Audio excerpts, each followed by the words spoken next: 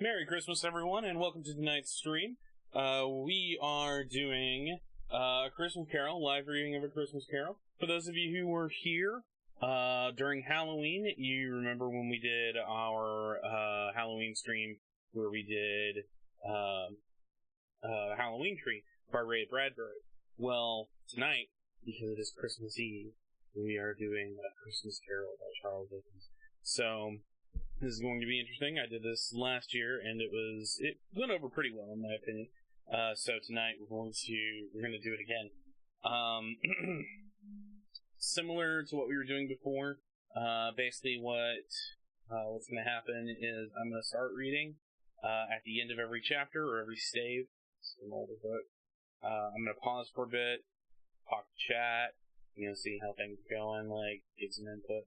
Maybe not how well am I doing, but what do you think of the story so far, all that kind of stuff. This is a story, literally, everybody in the Western world has heard this story at least once in their life, but it's one of my favorite Christmas stories. It's one of my favorite things to do around the holidays is to read A Christmas Carol.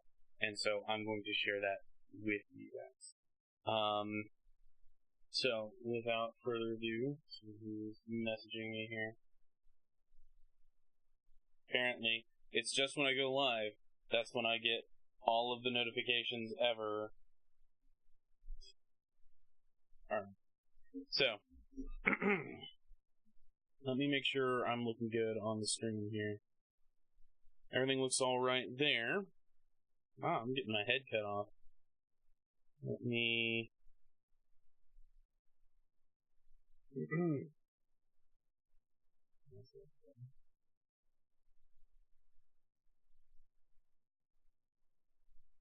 Excuse me. I had a very large Christmas dinner. Okay. So, we are all set up to begin. Like I said, if you have any comments or anything like that, feel free to post them in the chat. I'll respond to them when I hit an actual pausing point. I don't suspect that we're going to go later than really... Let's see, it is about 8:45 now. Last time we did this, it took me about 2 hours to read through this. So we'll see how it goes from there. But I'm going to go ahead and hop in. A Christmas Carol, in prose, being a story of Christmas, by Charles Dickens. The illustrations by John Leach. Preface. I have endeavored in this ghostly little book to raise the ghost of an idea which shall not put my readers out of humor with themselves, with each other, with the season, or with me. May it haunt their houses pleasantly, and no one wish to lay it. Their faithful servant, Charles Dickens. December 1840.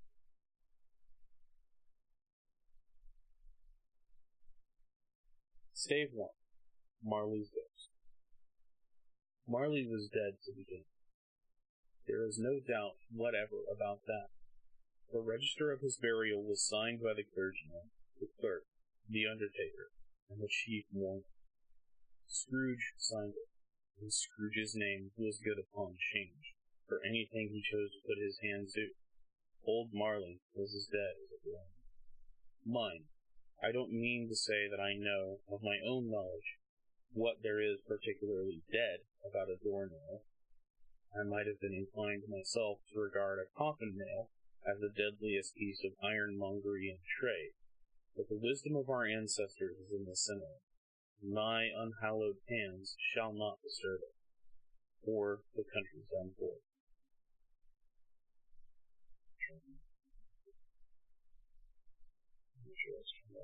I want to make sure you guys can hear me. You will therefore permit me to repeat emphatically that Marley was as dead as a doornail. Scrooge knew he was dead? Of course he did. How could it be otherwise? Scrooge and he were partners for I don't know how many years. Scrooge was his sole executor, his sole administrator, his sole assign, his sole residuary legatee, his sole friend, and his sole mourner. And even Scrooge was not so dreadfully fed up with the sad event, but that he was an excellent man of business, on the very day of the funeral, and solemnized it with an undoubted bargain. The mention of Marley's funeral brings me back to the point I started from. There is no doubt that Marley was dead. It must be distinctly understood, or nothing wonderful can come of the story I am going to relate.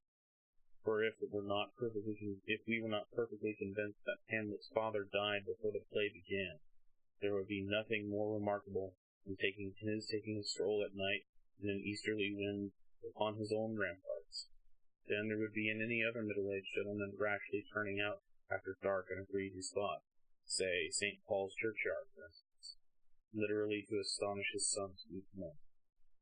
Scrooge never painted out old Marley's name. There it stood, years afterwards, above the warehouse door, Scrooge and Marley. The firm was known as Scrooge and Marley. Sometimes people new to the business called Scrooge, and sometimes Marley, but he answered to both names. It was all the same to him. Oh, but he was a tight-fisted hand at the grindstone, Scrooge, a squeezing, wrenching, grasping, scraping, flushing, covetous old sinner, hard and sharp as flint, from which no steel had ever struck out a generous fire, secret and self-contained and solitary as an oyster. The cold within him froze his old features, nipped his pointed nose, shriveled his cheek, and stiffened his gaze, made his eyes red, his lips thin and blue, and spoke out shrewdly in a grating voice. Frosty rime was on his head and on his eyebrows and his wiry chin. He carried his own low temperature always about with him. He iced his office in the dog days and didn't thaw it 1 degree at Christmas. External heat and cold had little influence on Scrooge, no warmth could warm, no wintry weather chill him. No wind that blew was bitterer than he. No falling snow was more intent upon its purpose, no pelting rain less open to entreaty. Foul weather didn't know where to have him. The heaviest rain, snow, and hail and sleet could boast of the advantage over him with only one respect. They often came down handsomely, and Scrooge never did. Nobody ever stopped him in the street to say, with gladsome looks, "My dear friend Scrooge, how are you? When will you come to see me?" No beggars implored him to bestow a trifle. No children asked him what o'clock. No man or woman once in all his life inquired the way to such and such a place as Scrooge. Even the blind men's dogs appeared to know him, and when they saw him coming on, would tug their owners to the doorways and up courts, and would wag their tails as though they said, "No eye at all is better than an evil eye, dark master."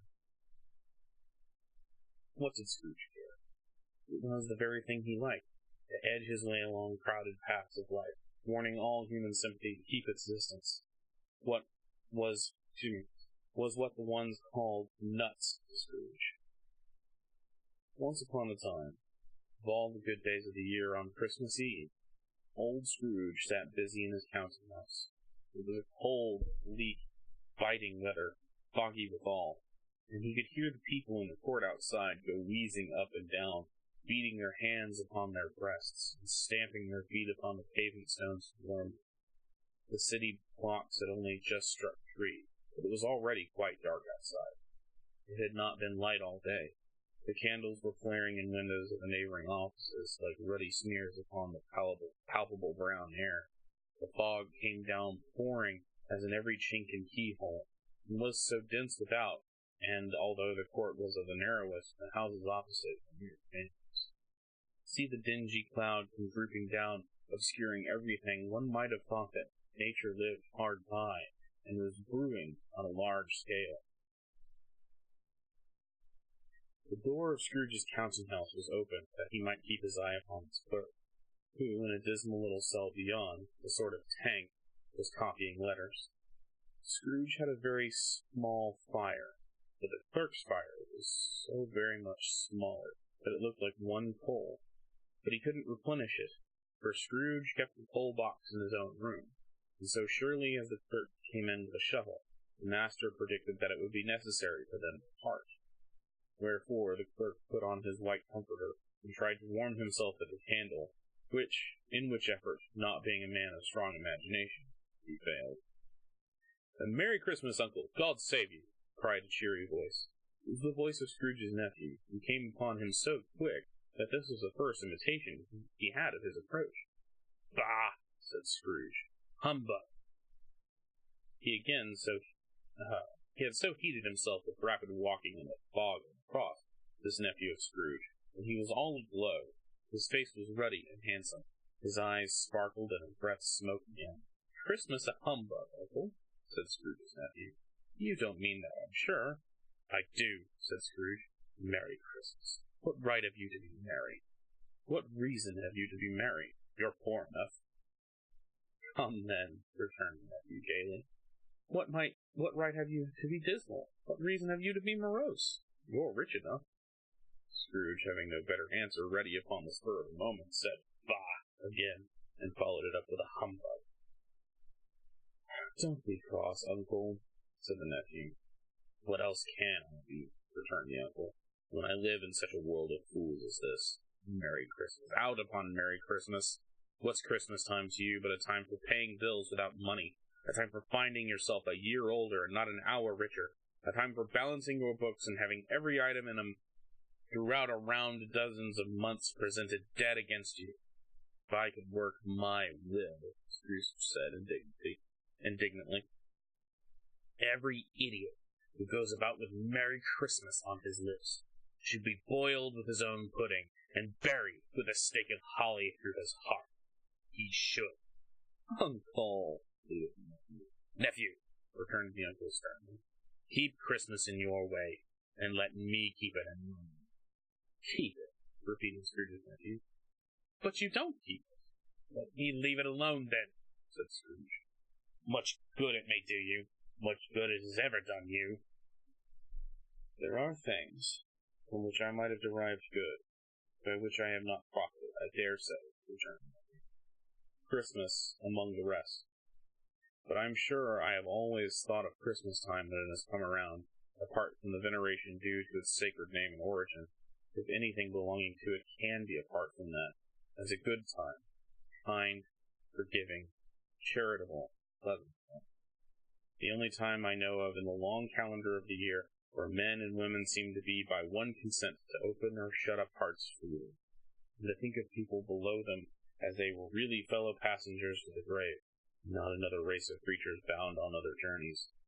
And therefore, uncle, though it has never put a scrap of silver or gold in my pocket, I believe that it has done me good, and will do me good. I say, God bless it." The clerk in the tank involuntarily applauded, becoming immediately sensible to the impropriety. He poked the fire, and extinguished the last frail spark forever.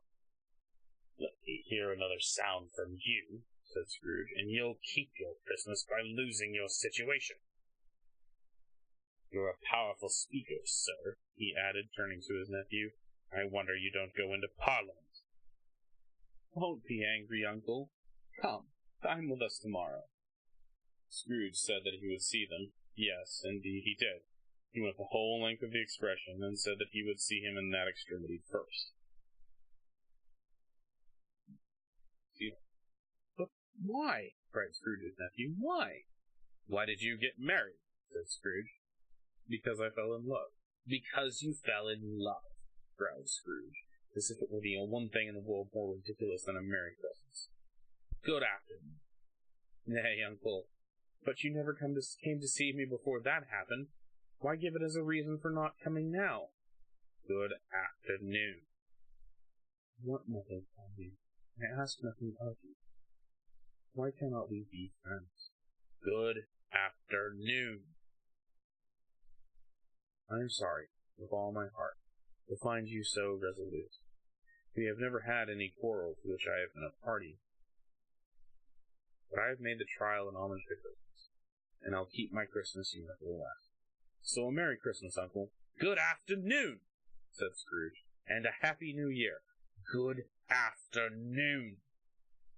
His nephew left the room without an angry word, notwithstanding. He stopped at the outer door to bestow the greetings of the season on the clerk, who, cold as he was warmer than Scrooge, for he returned them cordially. "There's another fellow," muttered Scrooge, who overheard him. "My clerk, with 15 shillings a week, a wife and family, talking about a Merry Christmas. I'll retire to Bedlam." This lunatic, in letting Scrooge's nephew out, had let 2 other people in. They were portly gentlemen, pleasant to behold, and now stood with their hats off in Scrooge's office. They had books and papers in their hands, and bowed to them. Sorry, I'm getting, all of these messages right now. I'll have to edit that out of the VOD. Let's see. This lunatic, in letting Scrooge's nephew out, had let 2 other people in. They were portly gentlemen, pleasant to behold, and now stood with their hats off in Scrooge's office. They had books and papers in their hands, and bowed to him. Scrooge and Marley's, I believe, said one of the gentlemen, referring to his list. Have I the pleasure of addressing Mr. Scrooge or Mr. Marley? Mr. Marley has been dead these 7 years, Scrooge replied. He died 7 years ago this very night. We have no doubt his liberality is well represented by his surviving partner, said the gentleman, presenting his credentials. It certainly was, for they had been 2 kindred spirits. At that ominous word, liberality, Scrooge frowned and shook his head and handed the credentials back. At this festive season of the year, Mr. Scrooge, said the gentleman, it is more than usually desirable that we should make some slight provision for the poor and destitute, who suffer greatly at this time. Many thousands are in want of common necessaries. Hundreds of thousands are in want of common comforts, sir. Are there no prisons? Asked Scrooge. Plenty of prisons, the gentleman said, laying a pen down to him. And the union workhouses, are they still in operation? They are still. I wish I could say they were not. The treadmill and poor law are in full vigor, then, said Scrooge. Both very busy, sir. Oh, I was afraid from what you said at first that something had occurred to stop them in their useful course. I'm very glad to hear it. Under the impression that they scarcely furnish Christian cheer of mind and body to the multitude, a few of us are endeavoring to raise a fund to buy the poor some meat and drink and means of want. We choose this time because it is a time of all others where want is keenly felt and abundance rejoices. What shall we put you down for? Nothing. You wish to be anonymous? I wish to be left alone. Since you ask me what I wish, gentlemen, that is my answer. I don't make myself merry. I don't make merry myself at Christmas, and I can't afford to make idle people merry. I help to support the establishments I have mentioned. They cost me. Those who are badly off must go there. Many can't go there, and many would rather die. If they would rather die, they'd better do it, and decrease the surplus population. Besides, I don't know that. But you might know. It is not my business. Is it enough for a man to understand his own business and not to interfere with other people's? Mine occupies me constantly. Good afternoon, gentlemen. Seeing clearly that it would be useless to pursue this point, the gentleman withdrew. Scrooge resumed his labors with an improved opinion of himself, and in a more fastidious temper than was usual with him. Meanwhile, the fog and darkness thickened so that people ran about with flaring links, for offering their services to go before horses and carriages and conduct them on their way. The ancient tower of a church, whose gruff old bell was always pealing slyly down at Scrooge out of a Gothic window, and the wall became invisible, and struck the hours and quarters in the clouds with tremulous vibrations afterward, as if its teeth were chattering in its frozen head up there. The cold became intense. In the main street, at the corner of the court, some laborers were repairing gas pipes, and had lighted a great fire in a brazier, round which a party of ragged men and boys were gathered, warming their hands and winking their eyes with a blaze and rapture. The water plug being left in solitude, its overflowing sullenly congealed and turned to misanthropic ice. The brightness of the shops, where holly sprigs and berries crackled in the lamp-heated windows, made pale faces ruddy as they passed. Poulterers and grocers' trades became a splendid joke, a glorious pageant, with which it was next to impossible to believe that such dull principles as bargain and sale had anything to do. The Lord Mayor, in his stronghold of the mighty mansion house, gave orders to his 50 cooks and butlers to keep Christmas as the Lord Mayor should, and even the little tailor whom he had fined 5 shillings on the previous Monday for being drunk and bloodthirsty in the streets, stirred up tomorrow's pudding in his garret, while his lean wife and baby sallied out to buy the beef. Foggier yet, and colder, piercing, searching, biting cold. If the good St. Dunstan had but nipped the evil spirit's nose at the touch of such weather as that, instead of using his familiar weapon, then indeed he would have roared to lusty purpose. Owner of one scant young nose gnawed and mumbled with hunger cold as bones are gnawed by dogs, stooped down at Scrooge's keyhole to regale him with a Christmas carol, but at the first sound of "God bless you, merry gentlemen, let nothing you dismay," Scrooge seized up the ruler with such energy of action that the singer fled in terror, leaving the keyhole to the fog and even more congenial frost. At length the hour of shutting up the counting-house arrived. With an ill will, Scrooge dismounted from his stool and tactfully admitted the expectant clerk in the tank, who instantly snuffed his candle out and put on his hat. "You'll want the all day tomorrow, I suppose," said Scrooge. "If it's quite convenient, sir." "It's not convenient," said Scrooge, "and it is not fair. If I were to stop half a crown for it, you'd think yourself ill-used, I'll be bound." The clerk smiled faintly. "And yet, you don't think me ill-used when I pay a day's wages for no work." The clerk observed that it was only once a year. "Poor excuse for picking a man's pocket every 25th of December," said Scrooge, and buttoning his greatcoat to the chin. "But I suppose you must have the whole day.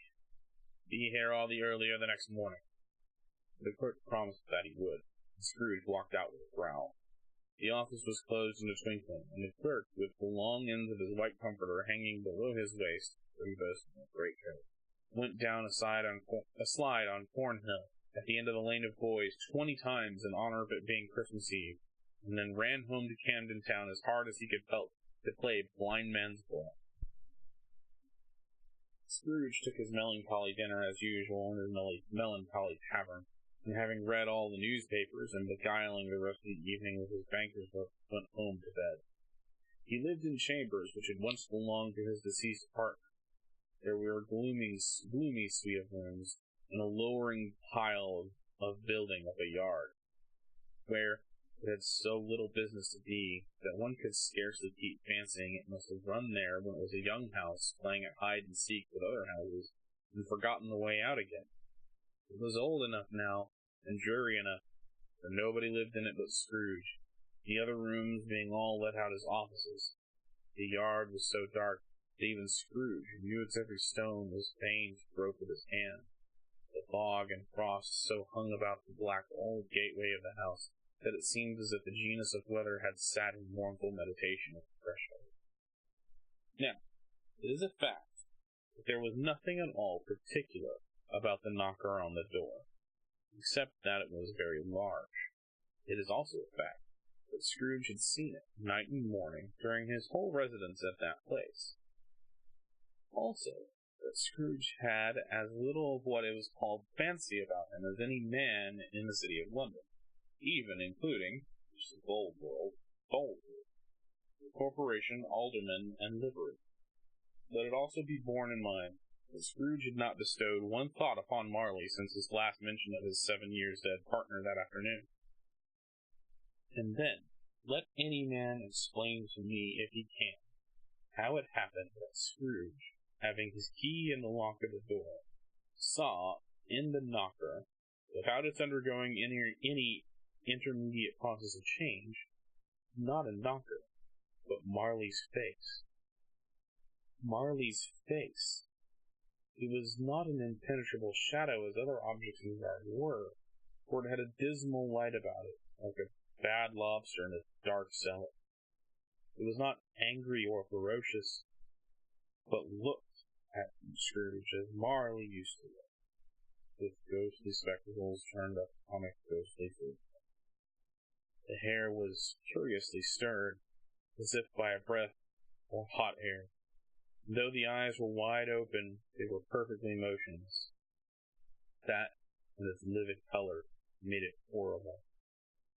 But its horror seemed to be in spite of the face, and beyond its control, rather than part of its own expression. As Scrooge looked fixedly at this phenomenon, it was innocuous. To say that he was not startled, or that his blood was not conscious of a terrible sensation to which it had been a stranger from infancy, would be untrue. But he put his hand upon the key and had relinquished, turned it startled, walked in, and lighted his candle. He did pause with a moment's irresolution before he shut the door, and he did look cautiously behind it first, as if he half expected to be terrified at the sight of Marley's pigtail sticking out the back end of the hall. There was nothing in the back of the door, except the screws and nuts that held them after all. So he said, "Pooh, pooh," and closed it with a bang. The sound resounded through the house like thunder. Every room above and every cask in the wine merchant's cellars below appeared to have a separate peal of echoes all its own. Scrooge was not a man to be frightened of echoes. He fastened the door and walked across the hall and up the stairs, slowly too, trimming his candle as he went. You may talk vaguely about driving a coach and six up a good old flight of stairs, or through a bad young Act of Parliament, but I mean to say you might have got a hearse at that staircase, and taken it broadways, with the splinter bar toward the wall and the door toward the Pustolas. It was done, and done it easy. There is plenty of width for that, and room to spare, which is perhaps the reason why Scrooge thought he saw a locomotive first, going on before him in the gloom. Half a dozen gas lamps out on the street wouldn't have lighted the entry too well, so you may suppose that it was pretty dark where Scrooge was dead. Up Scrooge went, not caring a button for the darkness. Darkness is cheap, and Scrooge liked it.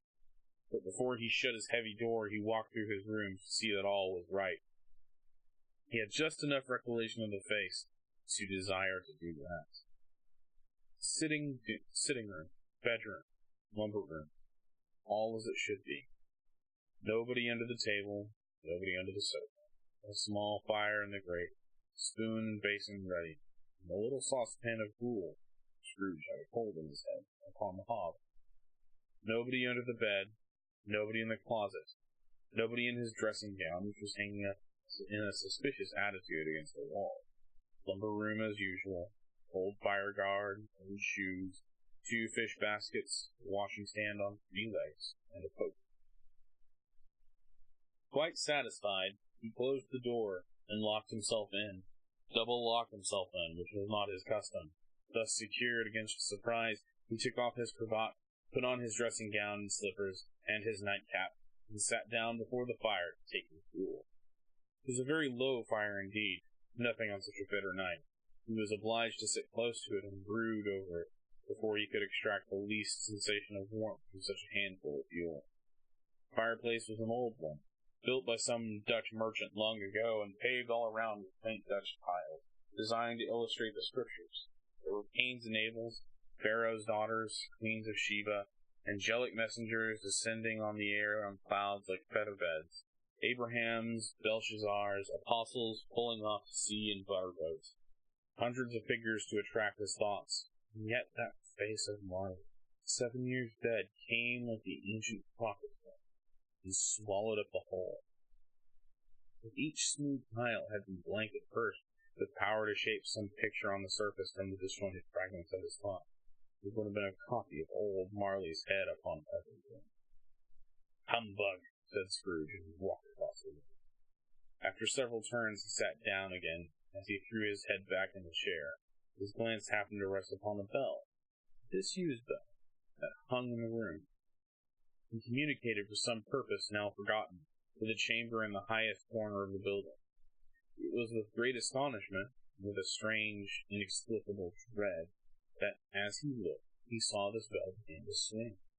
It swung too softly in the outset, and then that it scarcely made a sound.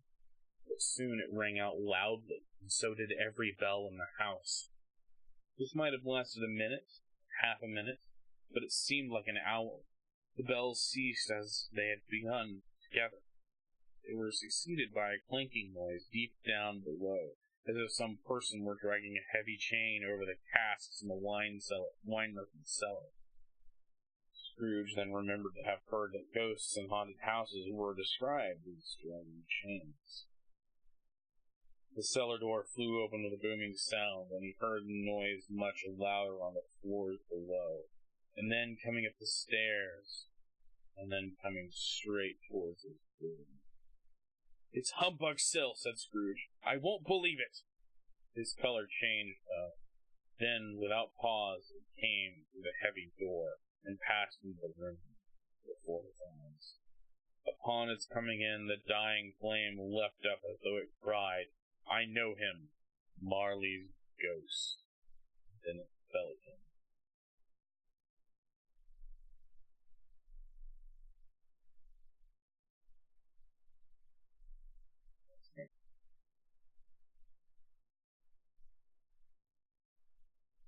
The same face, the very same Marley, in his pigtail, usual waistcoat, lights, tights, and boots, the tassels on the latter bristling, like his pigtail and his coat skirts, and the hair upon his head. The chain he drew was clasped about his middle. It was long, and it wound around him like a tail, and it was made, for Scrooge observed it closely, of cash boxes, keys, paddocks, ledgers, deeds, and heavy purses wrought in steel. His body was transparent, so that Scrooge, observing him and looking through his waistcoat, could see the two buttons on the coats behind. Scrooge had often heard it said that Marley had no bowels, but he had never believed it until now. No, nor did he believe it even now, though he looked the phantom through and through and saw it standing before him, though he felt the chilling influence in its cold, dead eyes, and marked the very texture of the folded handkerchief bound around its head and chin, which wrapper he had not observed before. He was still incredulous, and fought against his senses. "How now?" said Scrooge, rustic and cold as ever. "What do you want with me?" "Much." Marley's voice, no doubt about that. "Who are you?" "Ask me who I was." "Who were you, then?" said Scrooge, raising his voice. "You're particular for a shade." He was going to say to a shade, but substituted this as more appropriate. "In life, I was your partner, Jacob." Can you sit down?" asked Scrooge, looking doubtful at him. "I can." "Do it, then." Scrooge asked the question because he didn't know whether a ghost so transparent might find himself in a condition to take a chair, and felt that, in the event of it being impossible, it might involve the necessity of an embarrassing explanation. But the ghost sat down upon the opposite side of the fireplace, as if he were quite used to it. "You don't believe in me," observed the ghost. "I don't." "What evidence would you have of my reality beyond your senses?" "I don't know." "Why do you doubt your senses?" "Because," said Scrooge, "a little thing affects them. A slight disorder of the stomach makes them cheats. You may be an undigested bit of beef, a blot of mustard, a crumb of cheese, a fragment of an underdone potato. There's more of gravy than of grave about you, whatever you are." Scrooge was not much in the habit of cracking jokes, nor did he feel in his heart any more waggish then. The truth is that he had tried to be smart, as a means of distracting his own attention and keeping down his terror, for the spectre's voice disturbed the very marrow of his bones. To sit, staring at those wickedly fixed eyes, glazed over, in silence for a moment, would play, Scrooge felt the very deuce of them. There was something very awful, too, in the spectre's being provided with an infernal atmosphere of its own. Scrooge could not feel it himself, but this was clearly the case. For though the ghost sat perfectly motionless, his hair, skirts, and tassels were still agitated as if by a hot vapor from an oven. "You see this toothpick?" said Scrooge, returning quickly for the charge, for the reason just assigned, and wishing, though it were only a second, to divert the vision's stony gaze from himself. "I do," replied the ghost. "You are not looking at it," said Scrooge. "But I see it," said the ghost, notwithstanding. "Well," returned Scrooge, "I have but to swallow this, and for the rest of my days be persecuted by a legion of goblins, all of my own creation. Humbug, I tell you, humbug!" At this the spirit raised a frightful cry, and shook its chain in such a dismal and appalling noise that Scrooge held on tight to the chair to save himself from falling into a swoon. But how much greater was his horror when the phantom taking off the bandage around its head, as if it were too warm to wear indoors, its lower jaw dropped down upon its breast. Scrooge fell upon his knees and clasped his hands before his face. "Mercy!" he said. "Dreadful apparition, why do you trouble me?" "Man of the worldly mind," replied the ghost, "do you believe in me or not?" "I do," said Scrooge. "I must. But why do spirits walk the earth, and why do they come to me?" "It is required of every man," the ghost replied, "that the spirit within him should walk among his fellow men, and travel far and wide. And if that spirit goes not forth in life, it is condemned to do so after death. It is doomed to wander through the world and witness what it cannot share, but might have shared on earth, till turn to happiness." Again the spirit raised a cry, and shook its chain, and wrung its shadowy hands. "You are fettered," said Scrooge, trembling. "Tell me why." "I wear the chain I forged in life. I made it link by link, and yard by yard. I girded it on of my own free will, and of my own free will I wore it. Is its pattern strange to you?" Scrooge trembled more and more. "Or would you know," said the ghost, "the weight and length of the strong coil you bear yourself? It was full, was heavy, and as long as this 7 Christmas Eves ago. You have labored on it since. It is a ponderous chain." Scrooge glanced about him and on the floor, in the expectation of finding himself surrounded by some 50 to 60 fathoms of iron cable, but he could see nothing. "Jacob," he said imploringly, "oh, Jacob Marley, tell me more. Speak comfort to me, Jacob." "I have none to give," the ghost replied. "It comes from other regions, Ebenezer Scrooge, and is conveyed by other ministers to other kinds of men. Nor can I tell you what I would. A very little more is all permitted to me. I cannot rest. I cannot stay. I cannot linger anywhere. My spirit never walked beyond our counting-house. Mark me, in my life my spirit never roved beyond the narrow limits of our money-changing hole, and weary journeys lie before me." It was a habit of Scrooge, whenever he became thoughtful, to put his hands in the breeches of his pockets, pondering on what the ghost had said. He did so now, but without lifting up his eyes or letting off his knees. "You must have been very slow about it, Jacob," Scrooge observed in a businesslike manner, though with humility and deference. "Slow," the ghost repeated. 7 years dead, mused Scrooge, and traveling all that time? "The whole time," said the ghost. "No rest, no peace, incessant torture of remorse." "You travel fast?" "On the wings of the wind." "You might have covered a great quantity of ground in 7 years," said Scrooge. The ghost, on hearing this, set up another cry, He clanked his chain so hideously in the dead silence of the night that the ward would have been justified in indicting him as a nuisance. "Oh, captive bound and double-ironed," cried the phantom, "not to know the ages of incessant labor by immortal creatures, for this earth must pass into eternity before the good which it is susceptible is all developed. Not to know that any Christian spirit working kindly in its little sphere, whatever it may be, will find its mortal life too short for this vast means of usefulness. Not to know that no space of regret can make amends for one's life's opportunity misused. Yet such was I. But you are always a good man of business, Jacob," faltered Scrooge, who now began to apply this to himself.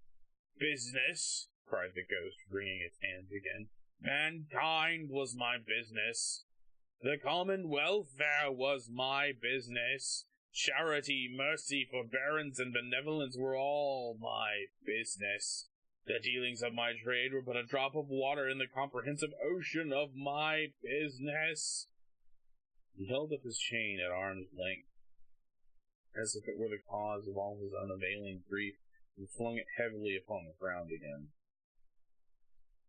"At this time of the rolling year," the spectre said, "I suffer.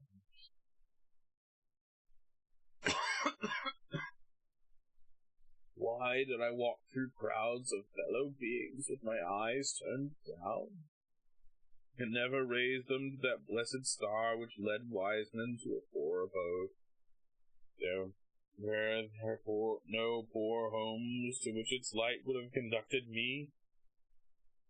Scrooge was very much dismayed to hear the spectre going on at this rate, and he began to quake exceedingly. "Hear me," cried the ghost. "My time is nearly gone." "I will," said Scrooge. "But don't be hard on me."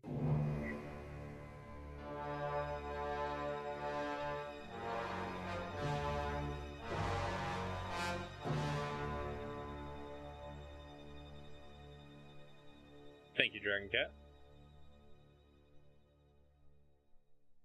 "I will. But don't be hard on me. Don't be flowery, Jacob, pray.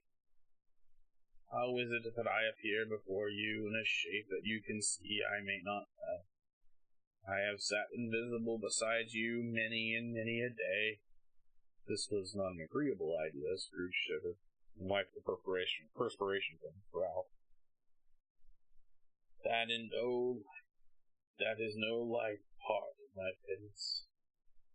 I am here tonight to warn you that you have yet a chance to hope of escaping my fate. A chance and hope of my procuring Ebenezer. "You are always a good friend to me," said Scrooge. "Thank ye." "You will be haunted," resumed the ghost, "by 3 spirits." Scrooge's countenance fell almost as low as the ghost's. Is that the chance and hope you mentioned, Jacob?" he demanded in a faltering voice. "It is." I think I'd rather not," said Scrooge. Without their visits, said the ghost, "you cannot hope to shun the path I tread. Expect first tomorrow, the bell tolls 1. Couldn't I take them all at once and have it over, Jacob?" Sorry.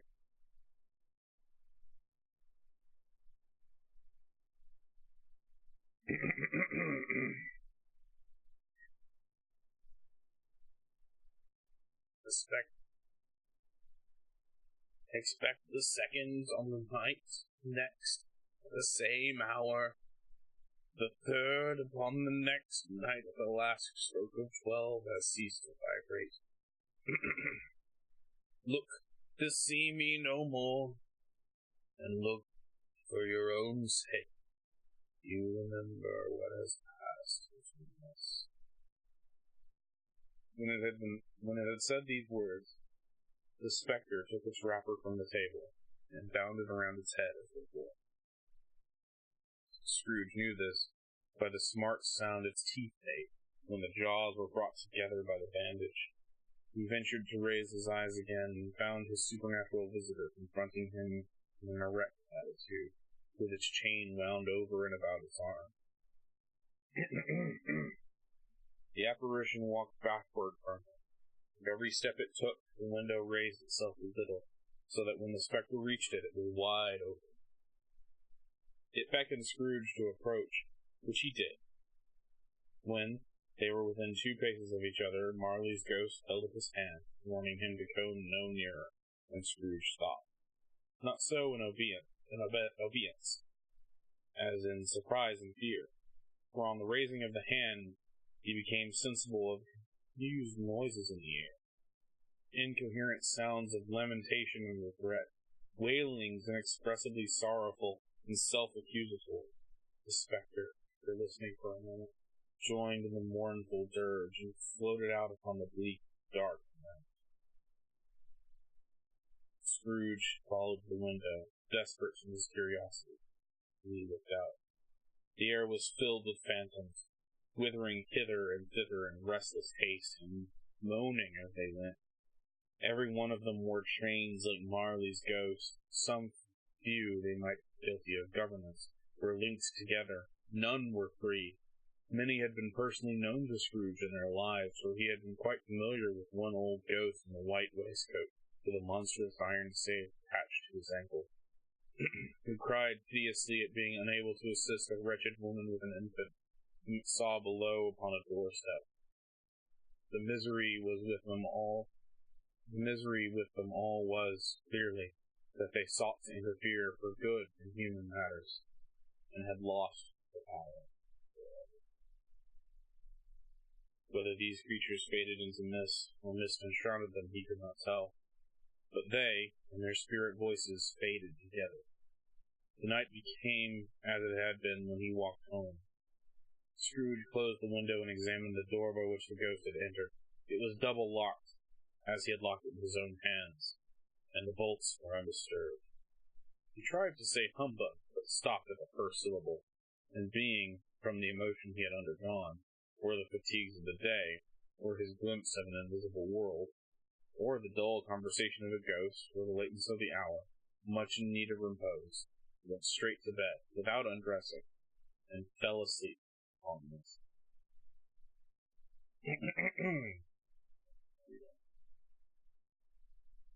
Alright, so that was stave 1. Now we're on to stave 2, the first of the 3 spirits.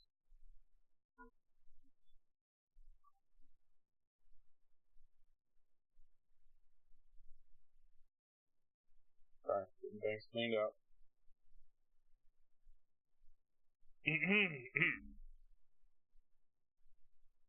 Suddenly I start reading, and all my nose is getting stopped up, and starting to get this, blah. I hate it when that happens. Alright. The first of the 3 spirits. When Scrooge awoke, it was so dark that looking out of bed he could scarcely distinguish the transparent window from the opaque walls of his chamber. He was endeavoring to pierce the darkness with his ferret eyes when the chimes of a neighboring church struck the 4 quarters, so he listened to the hour. To his great astonishment, the heavy bell went on from 6 to 7, from 7 to 8, and then regularly up to 12, but it stopped. Oh. It was past 2 when he went to bed. The clock was wrong, and I still must have gotten into the works. Well, he touched the spring of his repeater to direct this most preposterous clock. Its rapid little pulse beat 12. It stopped. Why, it was impossible, that I could have slept through the whole day and far into another night. It isn't possible that anything has happened to the sun. And this is 12 noon. The idea being an alarming one, he scrambled out of bed and worked his way to the window. He was obliged to rub the frost off with the sleeve of his dressing gown before he could see anything. And could see this very well then, All he could make out was that it was still very foggy and extremely cold, and that there was no noise of people running to and fro, and making a great stir, as there unquestionably would have been if night had beaten off bright day and taken possession of the world. This was a grievous relief, a great relief, because 3 days after the sight of the first exchange paid to Mrs. Ebenezer Scrooge or his order, and so forth, would have come a mere United States security if there were no days to count. Scrooge went to bed again, thought, and thought, and thought it over and over and over, and could make nothing of it. The more he thought, the more perplexed he was, and the more he endeavored to not think, the more he thought. Marley's ghost bothered him exceedingly. Every time he resolved within himself after mature inquiry that it was all in dream, his mind flew back again, like a strong spring released, to his first position, and presented the same problem that he worked it all through. Was it a dream or not? Too late in the statement until the chime had gone 3/4 more, when he remembered on the sudden that the ghost had warned him of a visitation in the bell-tolled room. He resolved to lie awake until the hour had passed, and, considering that he could no more go to sleep than go to heaven, this was perhaps the wisest resolution of his power. The quarter was so long that he was more than once convinced he must have sunk into a doze unconsciously and missed the clock.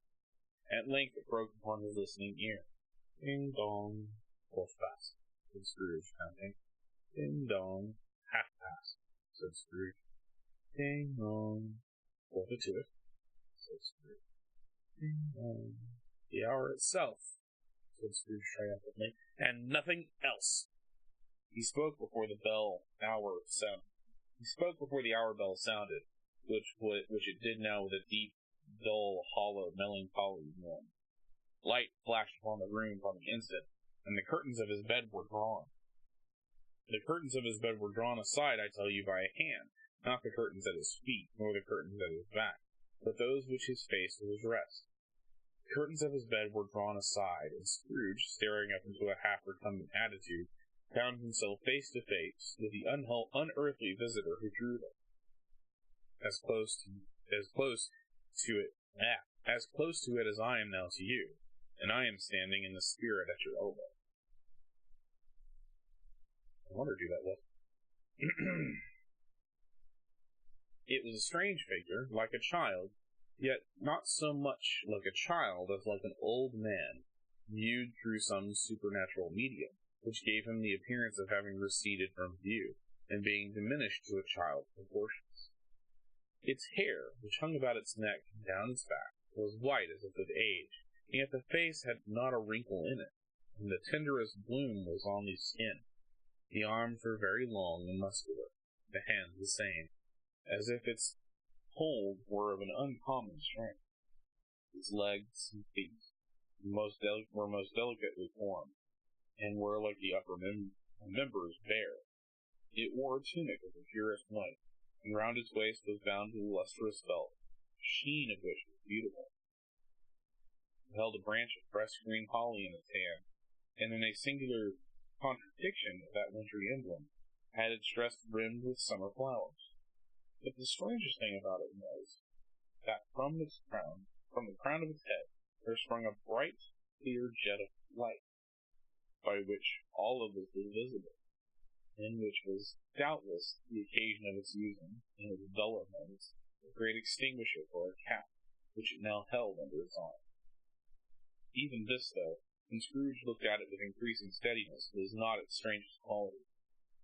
For, as his belt sparkled and glittered now in one part and now in another, and what was light one instant and another time was dark, the figure itself fluctuated in its distinctness, being now a thing with one arm, now with one leg, now with 20 legs, now a pair of legs without a head, now its head all one body, of which dissolving parts no outline could be visible in the dense gloom wherein they melted away. And, in the very wonder of this, it would be itself again, distinct and clear as ever. "Are you the spirit, sir, whose coming was foretold to me?" asked Scrooge. "I am." The voice was soft and gentle. singularly low, as if instead of being so close behind him, it were at a distance. Who and what are you? Scrooge demanded. I am the ghost of Christmas past. Long past? Inquired Scrooge, observing his dwarfish stature. No, long past. Perhaps Scrooge could not have told anybody why, if anybody would have asked him, but he had a special desire to see the spirit of his cat and begged him to recover. What? Exclaimed the ghost. Would you so soon put out with worldly hand the light I gave? Is it not enough that you are one of those whose passions made this cat, and forced me throughout the whole train of years to wear it low upon my brow?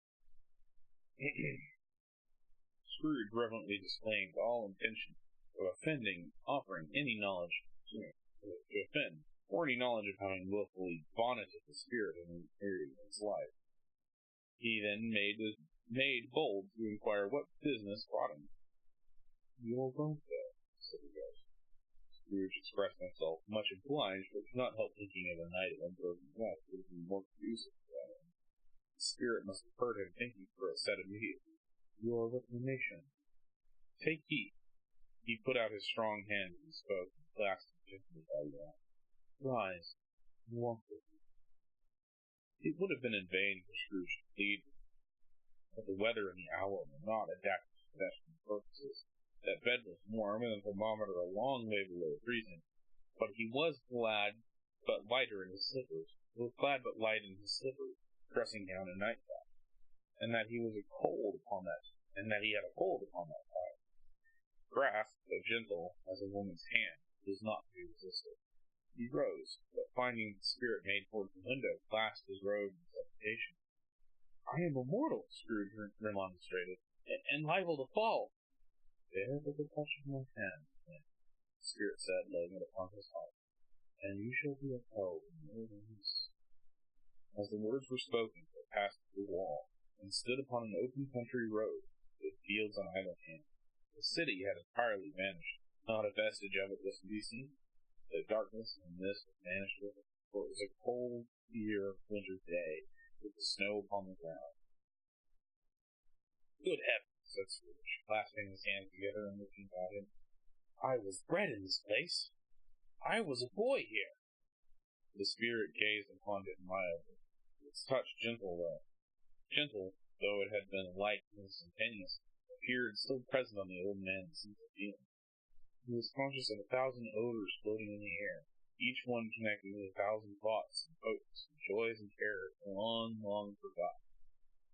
You are a stranger, said the ghost. And what is that upon your cheek? Scrooge muttered with unusual catching in his voice. It was a pimple, and begged the ghost to lead him where it would. You have forgotten the way, inquired the spirit. Remember it, cried Scrooge with fervor. I could walk it blindfolded. Strange to have forgotten. Let us go on. They walked along the road, Scrooge recognizing every gate, post, and tree, until a little market town appeared in the distance, with its bridge, its church, and its winding river. Some shaggy ponies were now seen trotting towards them, with boys upon their backs, who called to other boys in country gigs and carts driven by farmers. All these boys were in great spirits, and shouted to each other, until the broad fields were so full of merry music, the crisp air laughed to hear it. These are but shadows of things that are good, said the ghost. They have no consciousness in us. The jocund travelers came on, and as they came, Scrooge knew and named each one. Why was he rejoiced upon all bounds to see them? Why did his cold eye glisten and his heart leap up as they went past? Why he was filled with gladness when he heard them give each other Merry Christmas as they parted at crossroads and byways for their several homes? What was Merry Christmas to Scrooge? Out upon Merry Christmas. What good had it ever done him? The stranger was not quite deserted, said the ghost. A solitary child, neglected by his friends, is still there. Scrooge said he knew it, and sobbed. They left the high road by the well-remembered lane, and soon approached the mansion of dull red brick, with a little weathercock, a bunch of cupola on the roof, and a bell hanging in it, It was a large house, but one of broken fortunes. The spacious offices were little used. Their walls were damp and mossy, and their windows broken, and their gates decayed. Fowls clucked, strutted in the stables, and the coach houses and sheds were overrun with grass. Nor was it more retentive than the ancient state. Within, before entering the brewery hall and glancing through the open doors and many rooms, they found them poorly furnished, cold, and vast. There was an earthly savor in the air, a chilly barrenness in the place which associated itself somehow with too much getting up by candlelight, and not too much to eat. They went, Ghost and Scrooge, across the hall to a door at the back of the house. It opened before them, and disclosed a long, bare, melancholy room, made barer still by lines of plain deal formed with desks. At one of these, a lonely boy was reading near a feeble fire, and Scrooge sat down upon a form and wept to see his poor forgotten self as he used to. Not a latent echo of the house, not a squeaking and scuffle of the mice behind the paneling of the drip from the half-thawed water spout in the dull yard beyond, not a sigh among the leafless boughs of one despondent poplar, not the idle swinging of an empty storehouse door, no, not a cooking in the fire, but fell upon the heart of Scrooge with a softening influence, and gave him a freer passage of his tears. The spirit touched him on the arm, and pointed at his younger self, intent upon his reading. Suddenly a man, in foreign garments, wonderfully real and distinct to look at, stood outside the window with an axe stuck in his belt, and leading by the bridle an ass laden with wood. "Why, it's Ali Baba!" Scrooge exclaimed in ecstasy. "Oh, dearest Ali Baba! Yes, I know. One Christmas time, when yonder solitary child was left here all alone, he did come. For the first time, just like that. Poor boy. And Valentine," said Scrooge, "and his wild brother Orson. There they go. And what's his name who put down by the drawer, asleep at the gate of Damascus? Don't you see them? And the Sultan's groom turned upside down by the genie, where he is upon his head. Serve him right. I'm glad of it. What business had he to be married to the princess?" Here Scrooge, spending all the earnestness of his nature on such subjects, in most extraordinary voice began laughing and crying to see his heightened and excited face. It would have been a surprise to his business friends in the city, indeed. "There's the parrot!" cried Scrooge. "Green body, yellow tail, with a thing like lettuce growing out of the top of his head. There he is! Poor Robinson Crusoe called him when he came home again after sailing around the island. Poor Robinson Crusoe, where have you been? Robin Crusoe." The man thought he was dreaming, but he wasn't. It was the parrot. "There goes Friday, running for his life to the little creek." Then, with a rapidity of transition very foreign to his usual character, he said, in pity for his former soul, "Poor boy," cried. "I wish," Scrooge muttered, putting his hand in his pocket, looking about him, and drying his eyes with his cuff. That was "What is the matter?" asked the spirit. "Nothing," said Scrooge. "Nothing. There was a boy singing a Christmas carol at my door last night. I should have liked to give him something, that's all." The ghost smiled thoughtfully, and waved its hand, saying, as it did so, "Let us see another Christmas." Scrooge's former self grew large, and the room became a little darker and more dirty. The panels shrunk, and the windows cracked. Fragments of plaster fell out of the ceiling, and naked laths were shown instead. But how all this was brought about, Scrooge knew no more than you did. He only knew that it was quite correct, that everything had happened so, and there they were alone again, when all the other boys had gone home for their jolly holidays. He was not reading now, but walking up and down despairingly. Scrooge looked at the ghost with a mournful shaking of his head, glancing anxiously toward the door. It opened, and a little girl, much younger than the boy, came darting in, and putting her arms around his neck, and often kissing him, addressing him as her dear, dear brother. "I've come to bring you home, dear brother," said the child, clapping her hands and bending down to laugh. "To bring you home." "Home, little Fan," returned the boy. "Yes," said the child, brimful of glee. "Home for good and all. Home forever and ever. Father is so much kinder than he used to be. That home's like heaven. He spoke so gently to me one dear night, when I was going to bed, that I was not afraid to ask him once more if you might come home. And he said yes, you should, and sent me in a coach to bring you. And you're to be a man, said the child, opening her eyes. And I'm never to come back here. But first, we are to be together all Christmas long, and have the merriest time in all the world. You are quite the woman, little Fan. She clapped her hands and laughed, and tried to touch his head, but being too little, laughed again, and stood on tiptoe to embrace him. Then she began to drag him in her childish eagerness towards the door, and he, nothing loath to go, accompanied her. A terrible voice in the hall cried, "Bring down Master Scrooge's box there!" And in the hall appeared the schoolmaster himself, who glared on Master Scrooge with ferocious condescension, and threw him into a dreadful state of mind by shaking hands with him, and then conveyed him with his sister the veriest of Shivering's best parlour that had ever been seen, where the maps upon the wall and the celestial and terrestrial globes of the windows were waxy with cold. Here he produced a decanter of curiously light wine and a block of curiously heavy cake, and administered installments of those dainties to the young people at the same time, sending out a meagre servant to offer a glass of something to the postboy, who answered that he had thanked the gentleman, but if it was all the same tap as he tasted before, he'd rather not. Master Scrooge's trunk being by this time tied to the roof of the chassis, the children bade the schoolmaster good-bye right willingly, and getting into it, drove gaily down the garden sweep, the quick wheels dashing the hoar frost and snow from the dark leaves of the evergreens like spring. "Who is the creature? In the breath, not a little," said the ghost. "But she has a large heart." "So she had," cried Scrooge. "You are right, and I'll gainsay its spirit, God forbid." "She died in the night," said the ghost.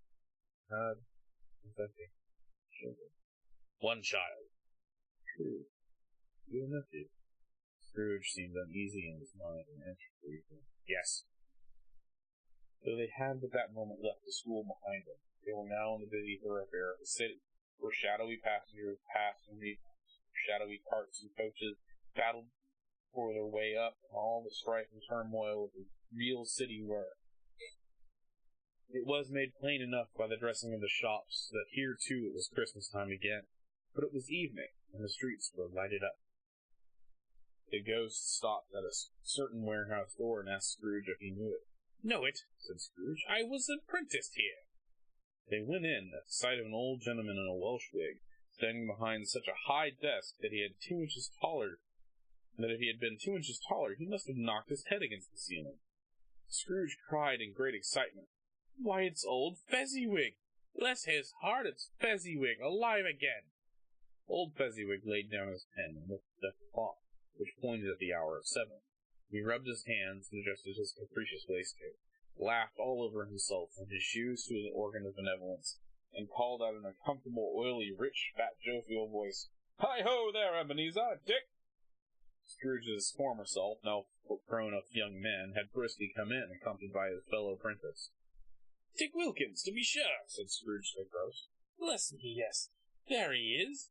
He was very much attached to me, was Dick. Poor Dick." "Ho, ho, my boys," said Fezziwig. "No more work tonight. Christmas Eve, Dick. Christmas, Ebenezer.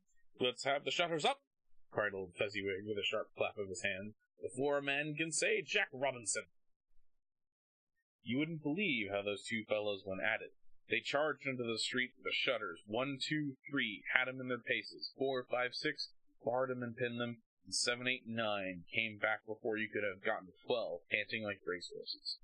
"Hilly-ho!" cried old Fezziwig, skipping down off his high desk with wonderful agility.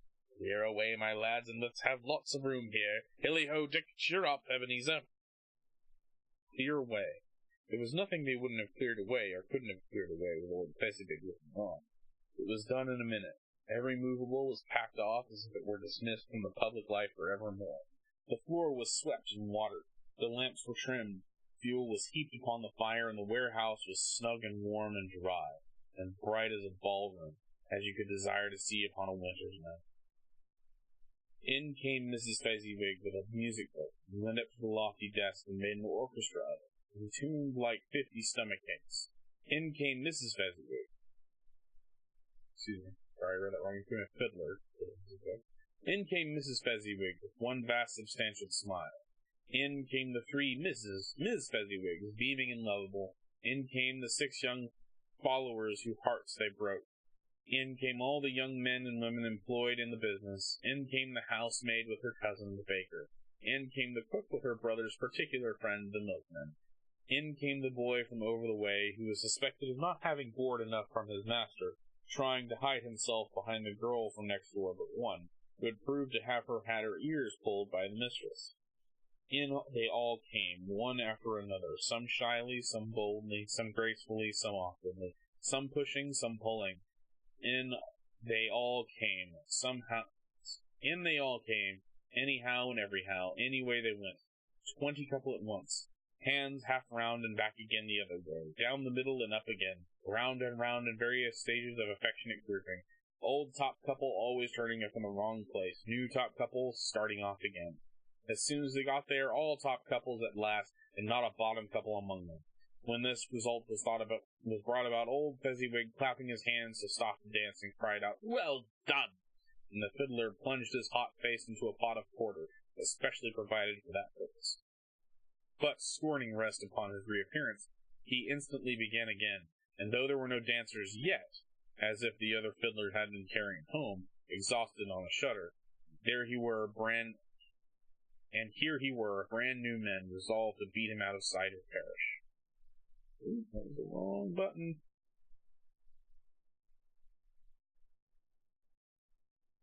There it is. There were more dances, and there were forfeits, and more dances, and there was cake, and there was negus, and a great piece of old cold roast, and there was a great piece of cold boiled, and there were mince pies and plenty of beer. But the great effect of the evening came after the roast and boiled, when the fiddler, an artful dog, mind, the sort of man who knew his business better than you or I could ever have told him, struck up Sir Roger de Coverley. Then old Fezziwig stood out to dance with Mrs. Fezziwig, the top couple too, with a stiff piece of work cut out of three or four or 20 pair of partners, people who were not to be trifled with, people who would dance. Had no notion of water. But if they had been twice as many, 4 times, old Fezziwig would have been a match for him, and so would Mrs. Fezziwig. As to her, she was worthy to be his partner in every sense of the term. If it was not high praise, tell me higher, and I'll use it.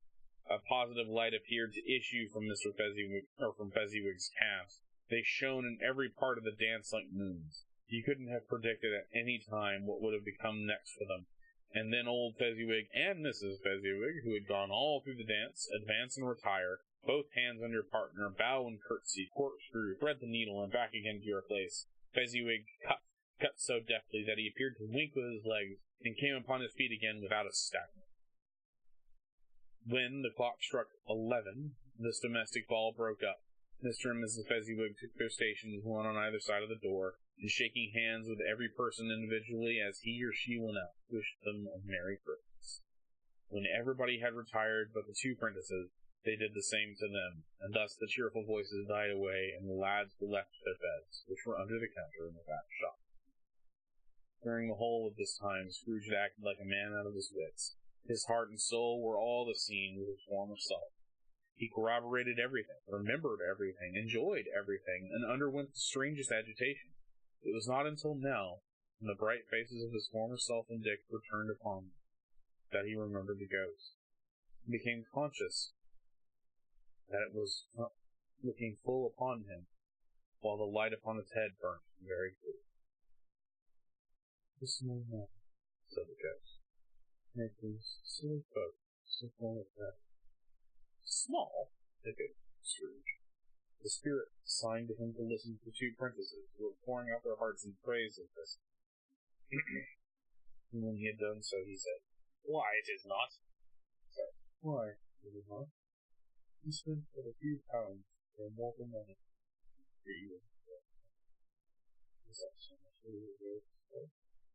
It isn't that, said Scrooge, heated by the remark, and speaking unconsciously, like a former, not his latter self.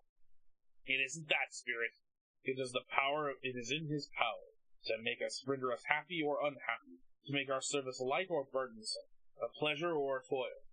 Say that his power lies in words and looks, in things so slight and insignificant that it is impossible to add and count them up. What then? The happiness he gives is quite as great as the cost of a fortune. He felt the Spirit's glance and saw. What is no? Nothing particular. No. No, I should like to be able to say a word or two to my clerk just now, myself. The swarm of salt turned down the lamps, as he gave an utterance to the wish. The Scrooge and the ghost again stood side by side in the open air.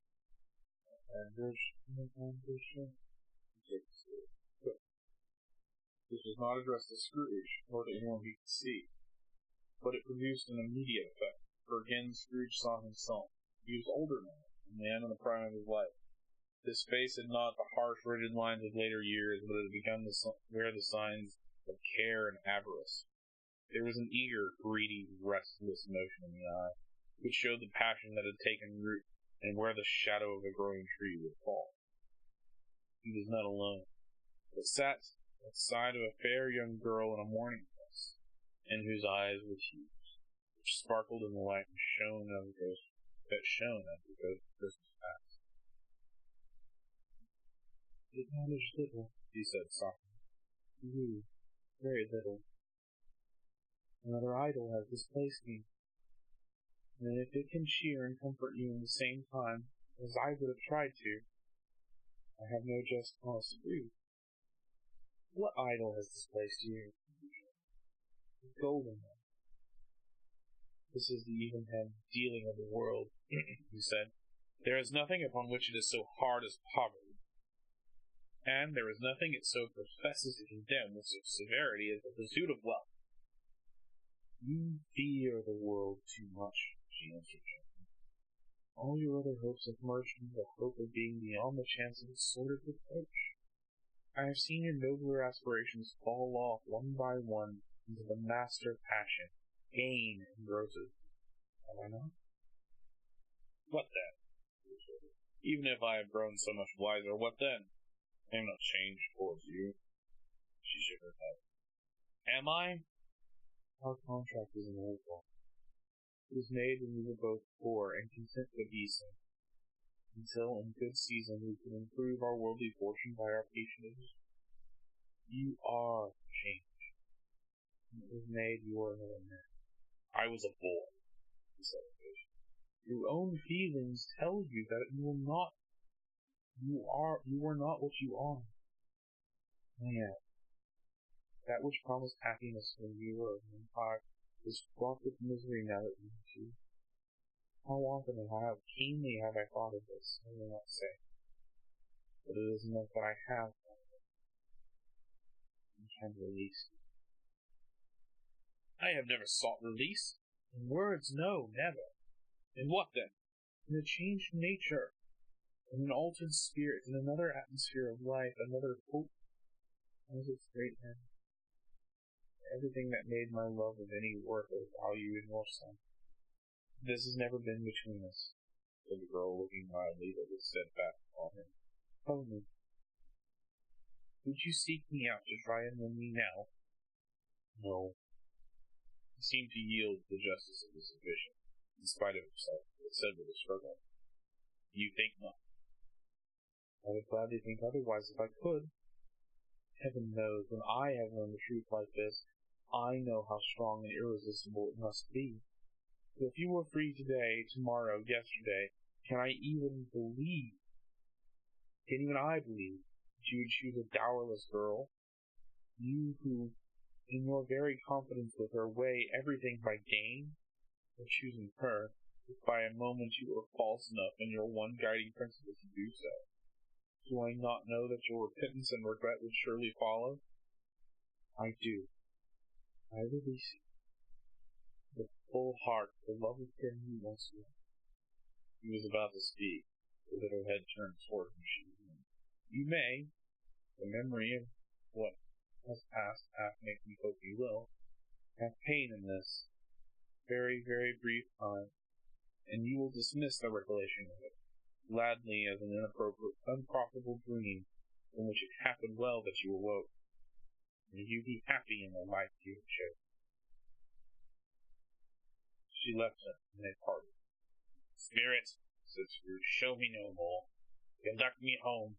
Why do you delight in torturing me? One more shadow, exclaimed the ghost. No more. No more. I don't want to see it. Show me no more. The relentless ghost pinioned him with both arms, and forced him to observe what happened next. They were in another scene and place. A room not very large or handsome, but full of comfort. Near to the winter fire sat a beautiful young girl.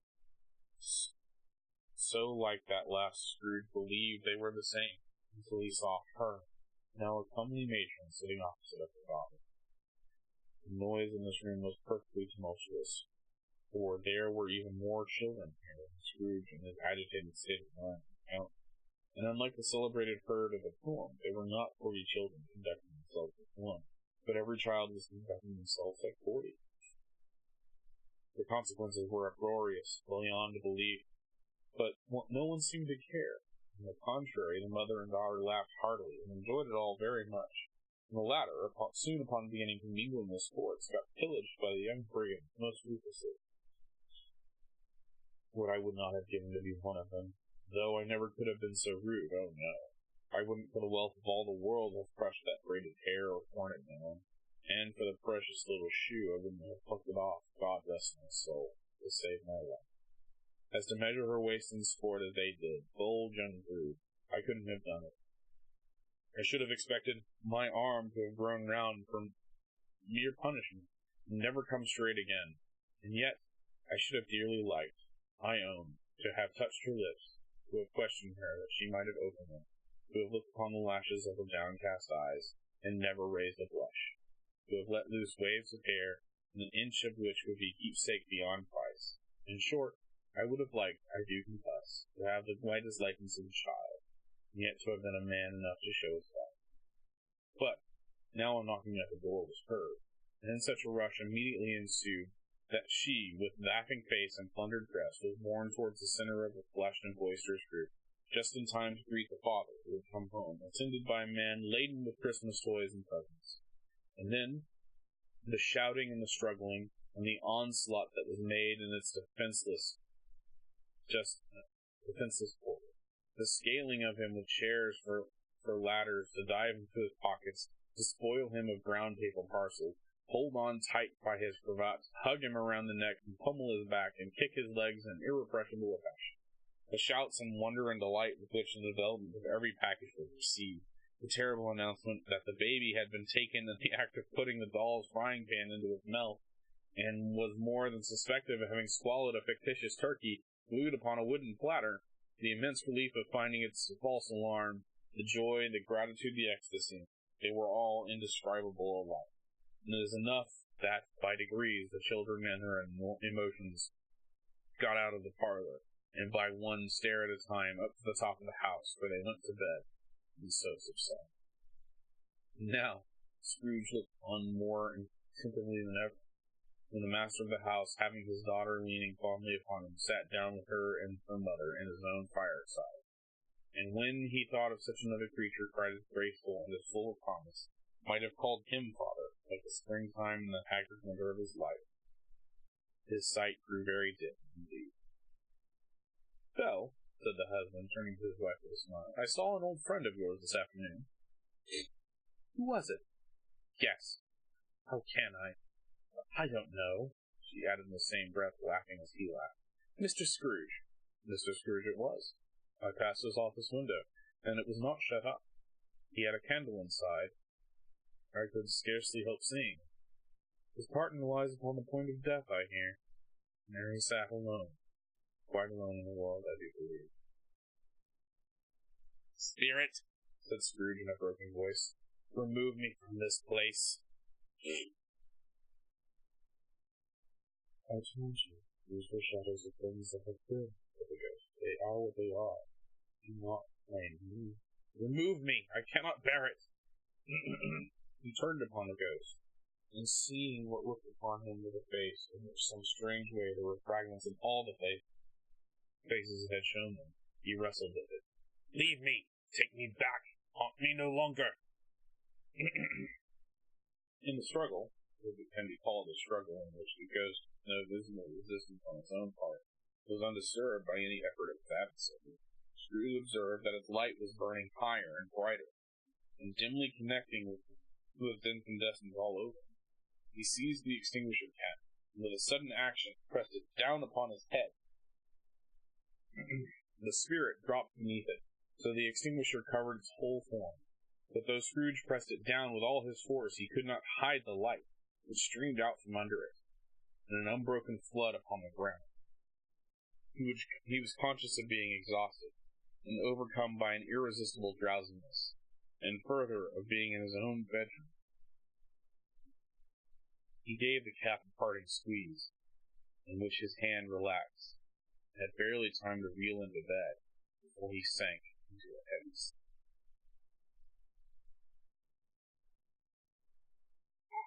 Ah!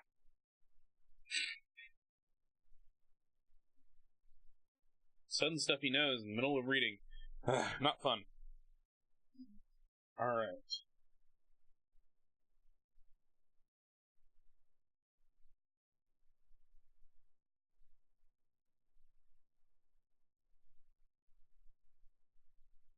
Sorry, I'm hearing out a whole bunch of notifications that I keep getting. Okay. So, let's see. Still got some.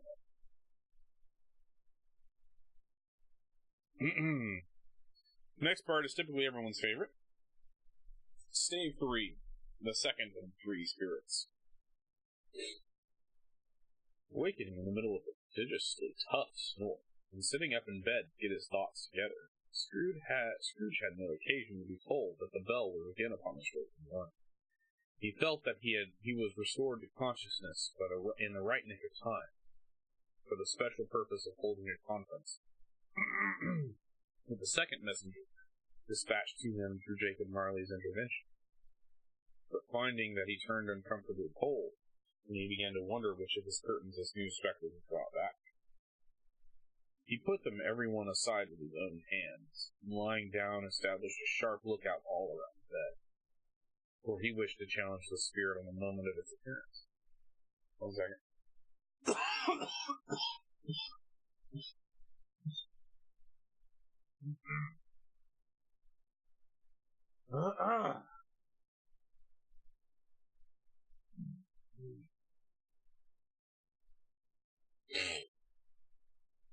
Gentlemen of the free and easy sort, who plume themselves on being acquainted with a move or two and being usually equal to the time of day, express the wide range of their capacity for adventure by observing that they are good from anything to pitch and toss to manslaughter. Between which opposite extremes, no doubt, there lies a tolerably wide and comprehensive range of subjects. Without venturing for Scrooge quite as hardly as this, I don't mind calling on you to believe that he was ready for a good broad field of strange appearances, and that nothing between a baby or a rhinoceros would have astonished him very much. Now, being prepared for almost anything, he was not by any means prepared for nothing, and subsequently when the bell struck 1, and no shape appeared, he was taken with a violent fit of trembling. 5 minutes, 10 minutes, quarter of an hour went by, yet nothing came. All this time he lay upon the bed, the very core and center of a blaze of ruddy light, which streamed upon the clock proclaimed the hour, and which, being only light, was more alarming than a dozen ghosts, as he was powerless to make out what it meant, or would be at, and was sometimes apprehensive that he might be at the very moment in an interesting case of spontaneous combustion, without having the consolation of knowing it. At last, however, he began to think, as you or I would have thought at first, for it was always a person not to be in a predicament that ought to have been done in it, and would unquestionably have done it too. At last, I say, he began to think that the source and secret of this ghostly light might have been in the adjoining room, from whence, on further tracing it, it seemed to shine. This idea taking full possession of his mind, he got up softly and shuffled in his slippers to the door.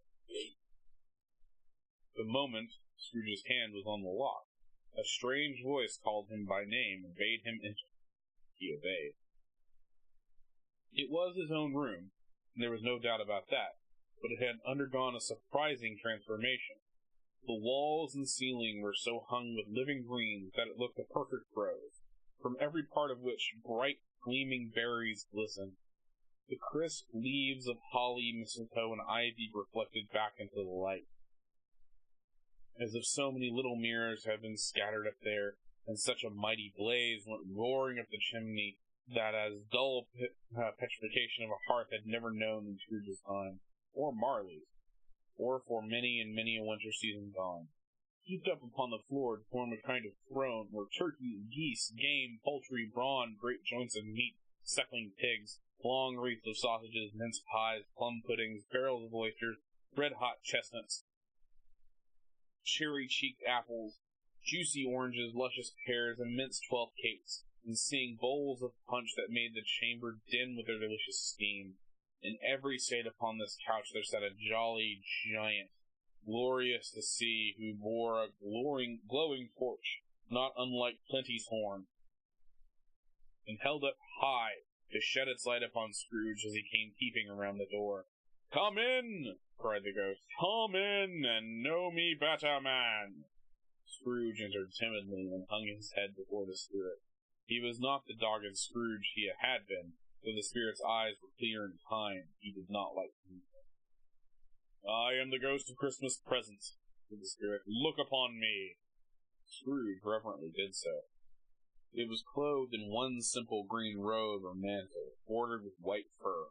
This garment hung so loosely on the figure that its capricious breast was bare, as if disdaining to be warded or concealed with any artifice. Its feet, observable against the ample folds of its garment, were also bare, and on its head it wore no other covering than a holly wreath, set here and there with shining icicles. Its dark brown curls were long and free as its genial face, its sparkling eye, its open hand, its cheery voice, its unconstrained demeanor, and its joyful air girded round the middle of it with an antique scabbard, but no sword in it, and the ancient sheath was eaten up with rust.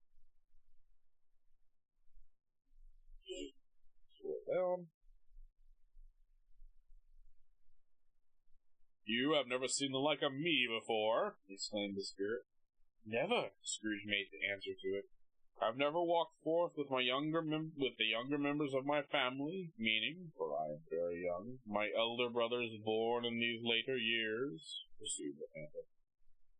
"I don't think I have," said Scrooge. "I'm afraid I have not. Have you had many brothers, spirit?" "More than 1,800. "This family's to provide for," muttered Scrooge. The ghost of Christmas present rose. "Spirit," said Scrooge submissively, "conduct me where you will. I went forth last night on compulsion and learned a lesson which is working now. Tonight, if you have aught to teach me, let me profit by it. Touch my robe." Scrooge did as he was told and held it fast.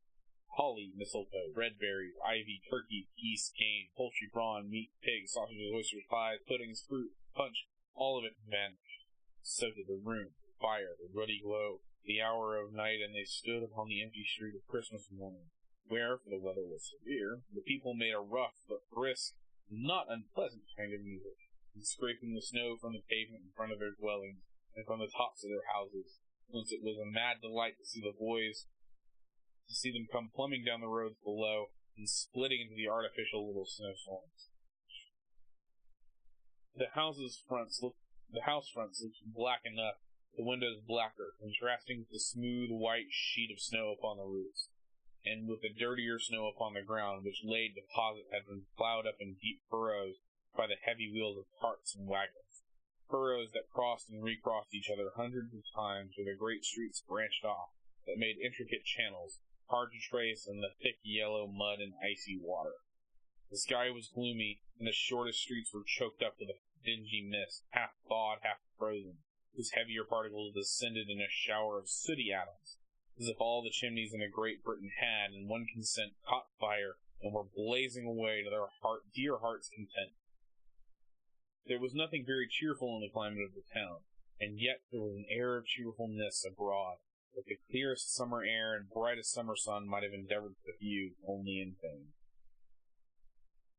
For the people who were shoveling away on the housetops were jovial and full of glee, calling out to one another from the parapet, and now and then exchanging a facetious snowball. Better-natured missile, far more many-wordly jest, laughing heartily, as if it went right, and not less heartily as if it went wrong, and not less heartily if it went wrong. The poulterers' shops were still half open, and the fruiterers were radiant in their glory. There were great, round, pot-bellied, brisk baskets of chestnuts, shaped like the waistcoats of jolly old gentlemen, lolling at their doors, and tumbling out into the street in their apoplectic opulence. There were ruddy, broad-girthed Spanish onions, shining in the fatness of their growth like Spanish friars, and winking from their shelves in the wanton slyness of the girls as they went by, and glanced demurely at the hung-up mistletoe. There were pears and apples clustered high in blooming pyramids. There were bunches of grapes made in the shopkeeper's benevolence to dangle from conspicuous hooks, that people's mouths might water gratis as they passed.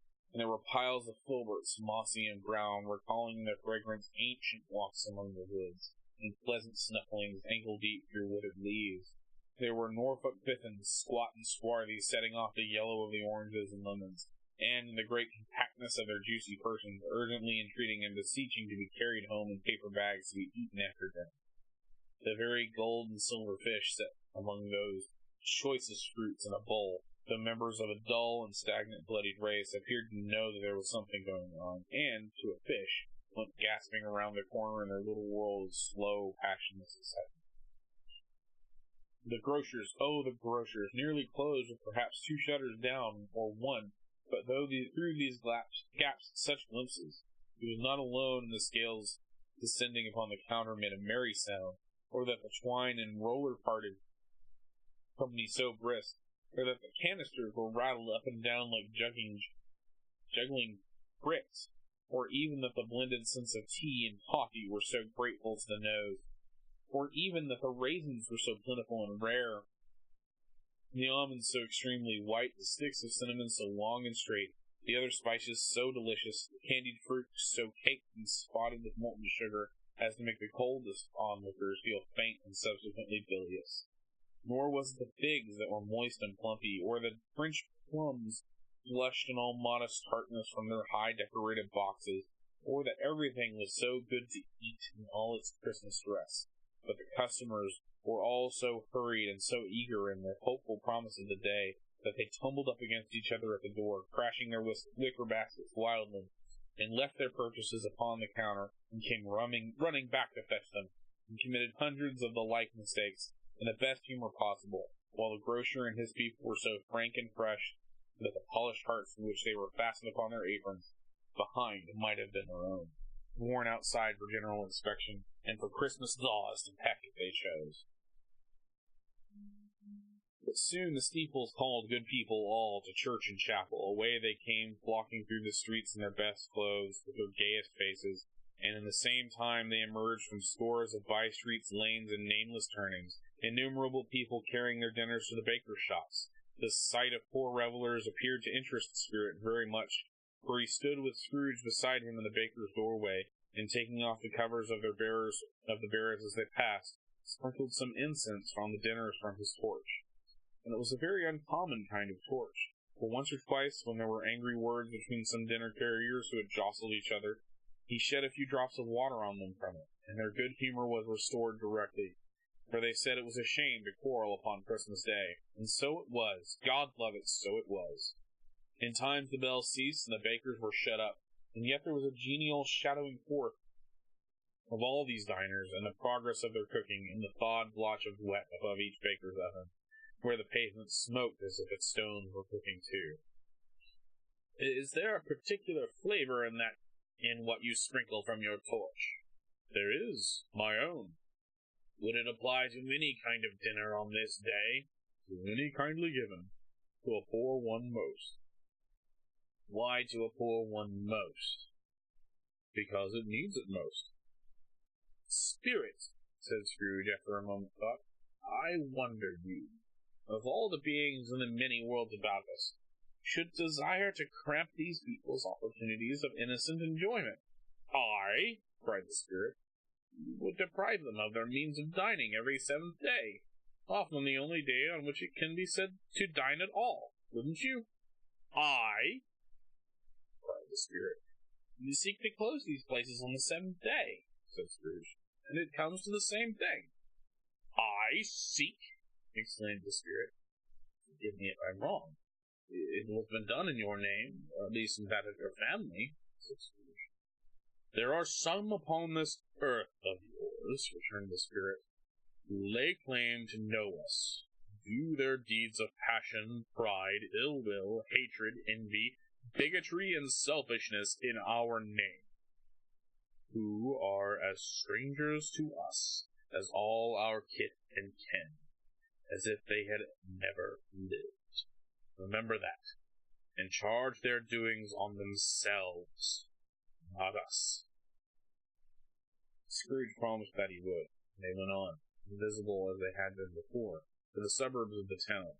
It was a remarkable quality of the ghost, which Scrooge had preserved in Baker, that, notwithstanding his gigantic size, he could accommodate himself in any place with ease, and that he stood beneath a low roof quite as gracefully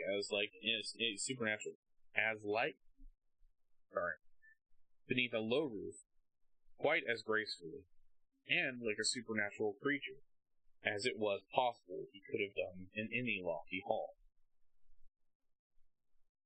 And perhaps it was the pleasure the good Spirit had in showing off this power of his, else it would have been his own kind, generous, hearty nature, and his sympathy of all for him, that led him straight to Scrooge's clerk's. For there he went, and he took Scrooge with him, holding on to his robe, and on the threshold of the door the Spirit smiled, and stopped to bless Bob Cratchit's dwelling with a sprinkling of his torch. Think of that. Bob had but 15 bob a week himself. He pocketed on Saturdays but 15 copies of his Christian name, and yet the ghost of Christmas present blessed his 4-roomed house. Then up rose Mrs. Cratchit's wife, dressed out but poorly in twice turned gown, but brave in ribbons, which are cheap and make a goodly show for a sixpence, and she laid the cloth assisted by Belinda Cratchit, second of her daughters, also brave in ribbons, while Master Peter Cratchit plunged a fork into the saucepan of potatoes, and getting the corners of his monstrous shirt collar, Bob's private property conferred upon his son in heir and honor of the day, into his mouth, rejoiced to find himself so gallantly attired, and yearning to show his linen in the fashionable parts. And now 2 smaller Cratchits, a boy and a girl, came tearing in, screaming that outside the baker's they had smelt the goose, and known it for their own, and basking in luxurious thoughts of sage and onion. These young Cratchits danced about the table, and exalted Master Peter Cratchit to the sky, while he, not proud, though his collar nearly choked him, blew the fire, until the slow potatoes bubbling up knocked loudly in the saucepan lid to let out. Whatever has got your precious father, then?" said Mrs. Cratchit, "and your brother, Tiny Tim. And Martha's warned as late as Christmas Day by half an hour." "Here's Martha, mother," said a girl, appearing as she spoke. "Here's Martha, mother," cried the 2 young Cratchits. "Hurrah! There's such a goose, Martha!" "Why, bless your heart alive, my dear, how late you are!" said Mrs. Cratchit, kissing her a dozen times and taking off her shawl and bonnet for her with an officious zeal. We'd a deal of work to finish up last night," replied the girl, "and had to clear away this morning, mother." "Well, never mind so long as you are coming. Sit you down before the fire, my dear, and have a warm. Lord bless you." No, father's coming," cried the 2 young Cratchits, who were everywhere at once. "Hide, Martha, hide!" So Martha hid herself, and in came little Bob, the father, with at least 3 feet of comforter exclusive to the fringe hanging down below it, and his threadbare clothes darned up and brushed, to look seemly, and Tiny Tim upon his shoulder. Alas for Tiny Tim. He bore a little crutch, and his limbs supported by an iron frame. "Why, where's our Martha?" cried Bob Cratchit, looking around. "Not coming," said Mrs. Cratchit. "Not coming?" said Bob, with a sudden declension in his high spirits, for he had been with Tim's blood horse all the way from church, and come home rampant. "Not coming upon Christmas Day?" Martha didn't like to see him disappointed, if it were only in joke, so she came out prematurely from behind the closet door and ran to his arms, while the 2 young Cratchits hustled Tiny Tim and bore him into the wash-house, that he might hear the pudding singing in the copper. "And how did little Tim behave?" asked Miss Cratchit, when they had rallied Bob upon his credulity, and Bob had hugged his daughter to his heart's content. "As good as gold," said Bob. "And better. Sometimes he gets hot sitting by himself so much. He thinks the strangest things you ever heard. He told me, coming home, that he hoped that people saw him in the church, because he was a cripple, and it might be pleasant for them to remember upon Christmas Day who made lame beggars walk and blind men see." Bob's voice was tremulous when he told him, and trembled more when he had said that Tiny Tim was growing strong and hearty.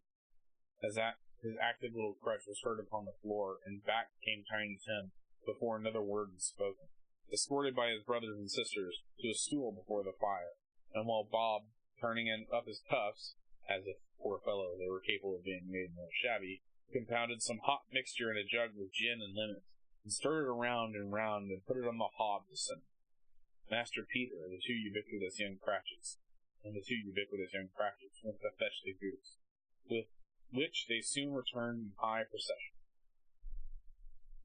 Such a bustle ensued that you might have thought a goose the rarest of all birds, a feathered phenomenon to which a black swan was a matter of course, and in truth it was something very like that in this house. Mrs. Cratchit made the gravy, already beforehand in a little saucepan, hissing hot. Master Peter mashed the potatoes with incredible vigor. Miss Belinda sweetened up the applesauce, and Martha dusted the hot plates. Bob took Tiny Tim beside him in a tiny corner of the table, and the 2 young Cratchits set chairs for everybody, not forgetting themselves, and mounting a guard upon their posts. Cramped spoons in their mouths lest they should shriek for goose before their turn came to be helped. At last the dishes were set on, and grace was said. It was succeeded by a breathless pause, as Mrs. Cratchit, looking slowly all along the carving knife, prepared to plunge it into the breast. But when she did, the long-expelled gush of stuffing issued forth. One murmur of delight rose around the board, and even Tiny Tim, excited by the 2 young Cratchits, beat on the table with the handle of his knife, and feebly cried, "Hurrah!" There was never such a goose. Bob said he didn't believe that there was ever such a goose to cook. Its tenderness and its flavor, size and cheapness were the themes of the universal admiration, eked out by the applesauce and mashed potatoes. It was a sufficient dinner for the whole family, indeed, as Mrs. Cratchit said with great delight, surveying one small atom of bone upon the dish. They hadn't ate it all at last, yet every one had had enough, and the youngest Cratchits in particular were steeped in sage and onion to their eyebrows. But now the plates were being changed by Miss Belinda. Mrs. Cratchit left the room alone, too nervous to bear witness, to take the pudding and bring it in. Should it not be done enough? Suppose it should break in turning out? Suppose somebody should have gotten over the wall in the backyard and stolen it while they were merry with the goose? The supposition at which the 2 young Cratchits became livid, all sorts of horrors were supposed. Hallo, a great deal of steam. The pudding was out of the copper. A smell like a washing day. That was the thought. A smell like the eating house and pastry cooks next door to each other, with a laundress next door to that. That was the pudding. A half a minute Miss Cratchit entered, flushed, but smiling proudly with the pudding, like a speckled cannonball, so hard and firm, blazing in a half and half portion of ignited brandy, and bedlight with Christmas holly stuck on the top. "Oh, a wonderful pudding," Tom Cratchit said, and calmly, too, as he regarded it as the greatest success achieved by Mrs. Cratchit since their marriage. Mrs. Cratchit said that now the weight was off her mind, and she could confess that she had her doubts about the quantity of flour. Everybody had something to say about it, but nobody said or thought that it was a small pudding for a large family. It would have been flat heresy to do so. Any Cratchit would have blushed to hint such a thing. At last the dinner was all done. The cloth was cleared, the hearth swept, and the fire made up. The compound in the jug being tasted and considered perfect, apples and oranges were put upon the table, and a shovel full of chestnuts from the fire. Then all the Cratchit family drew round the hearth in what Bob Cratchit called a circle, meaning half a minute, and at Bob Cratchit's elbow stood the family display of glass, 2 tumblers and a custard cup without a handle. These held the hot stuff from the jug. However, it was a golden goblet. These held the hot stuff from the jug, however, as well as golden goblets would have done. Bob served it out with beaming looks while the chestnuts on the fire sputtered and cracked noisily. Then Bob proposed, "A Merry Christmas to us all, my dears. God bless us," to which the family echoed. "God bless us, every one," said Tiny Tim, once and all. He sat very close to his father's side upon his little stool.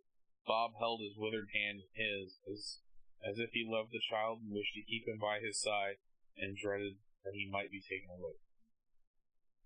"Spirit," said Scrooge, with an interest he had never felt before, "tell me if Tiny Tim will live." "I see a vacant seat," replied the ghost, "in a poor chimney corner, with a crutch without an owner, carefully preserved. If these shadows remain unaltered by the future, the child will die." "No, no," said Scrooge. "No, kind spirit, say he will be spared." "If these shadows remain by the future, none other of my race will find him. What then?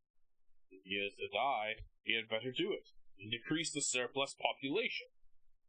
Scrooge hung his head to hear his own words quoted by the spirit, and was overcome with penitence and grief. "Man," said the ghost, "if man you be in heart, not adamant, forbear that wicked cant until you have discovered what the surplus is, and where it is. Will you decide what men shall live, what men shall die?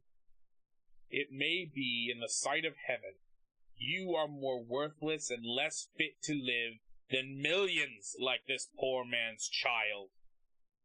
Oh God, to hear the insect on the leaf pronouncing on the too much life among his hungry brothers in the dust."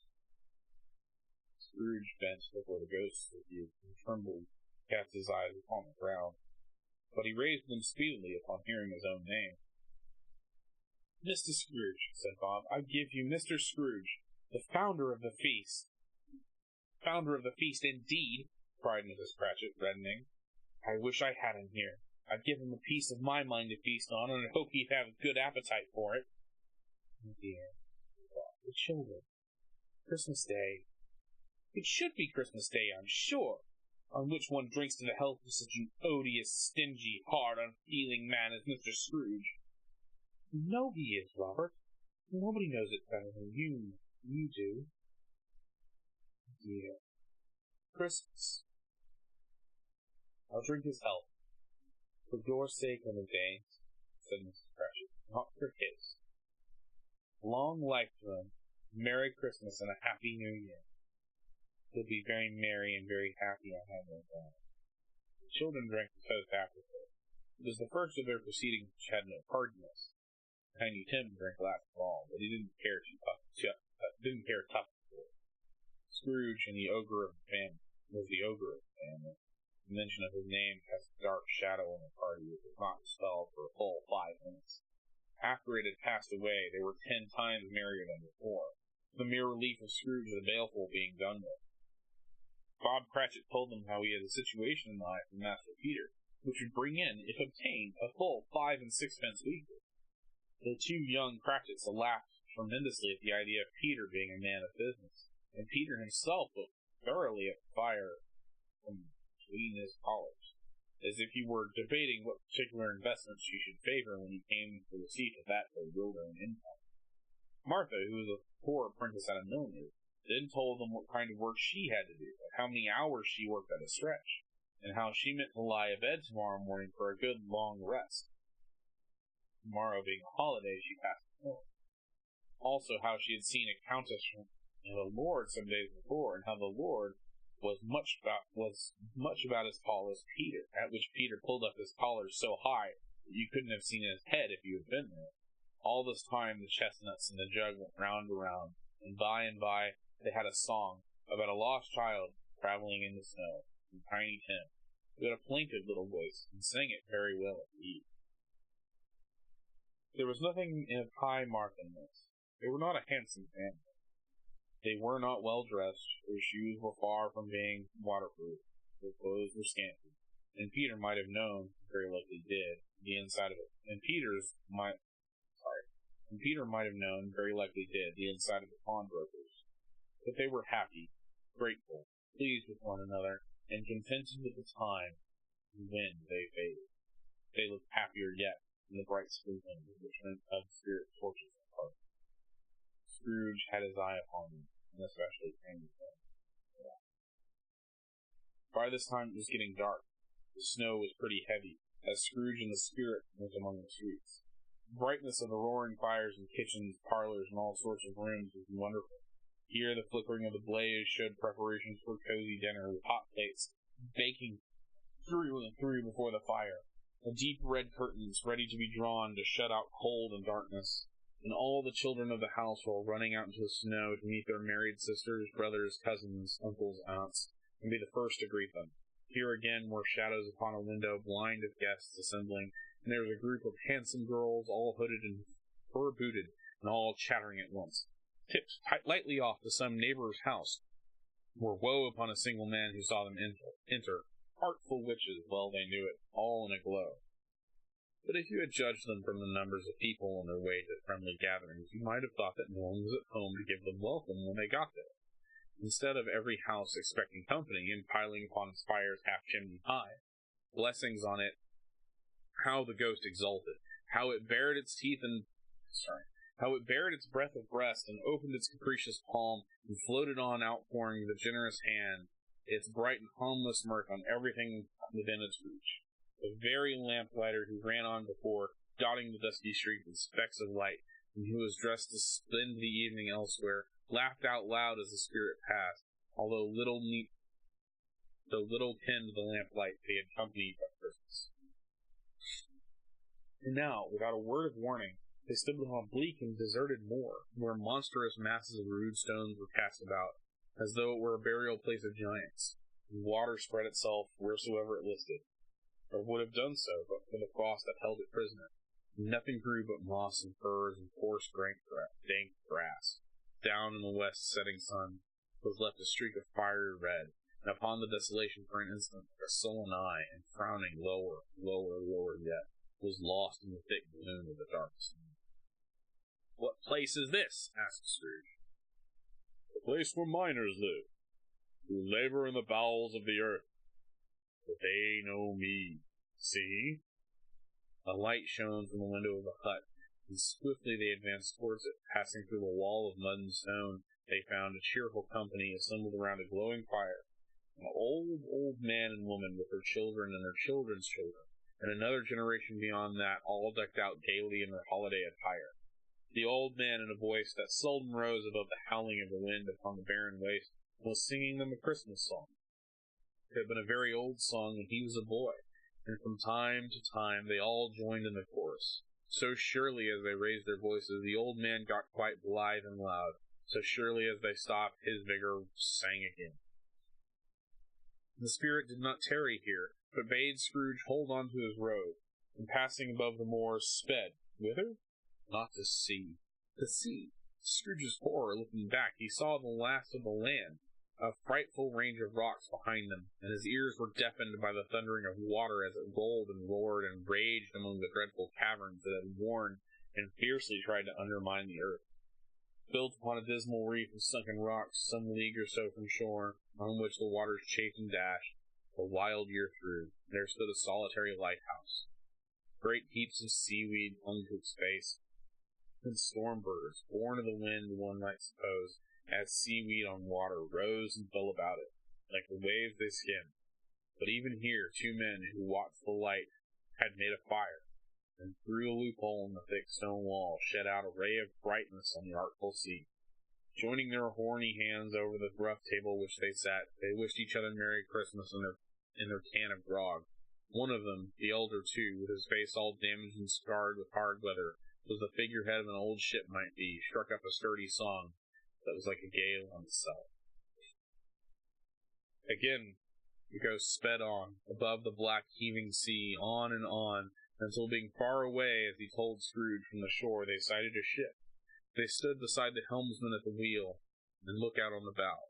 The officers who had gone the watch, dark, ghostly figures in their several stations, but every man aboard them hummed a Christmas tune, or had a Christmas thought, or spoke below his breath to the companion of some bygone Christmas day, and homeward hopes belonging to it.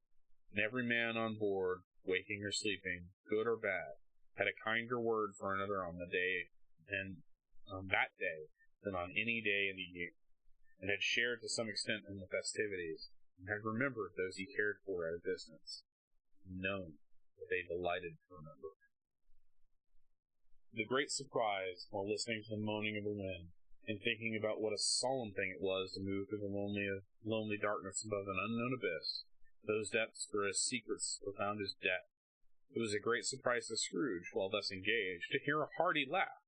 It was a much greater surprise to Scrooge to recognize it as his own nephew, and to find himself in a bright, dry, gleaming room, with the spirit standing, smiling by his side, and looking at the same nephew with approving affability. "Ha, ha!" laughed Scrooge's nephew. "Ha, ha, ha, ha, ha, ha! If you should happen, by any unlikely chance, to know a man more blessed in laugh than Scrooge's nephew, all I can say is, I should like to know him too.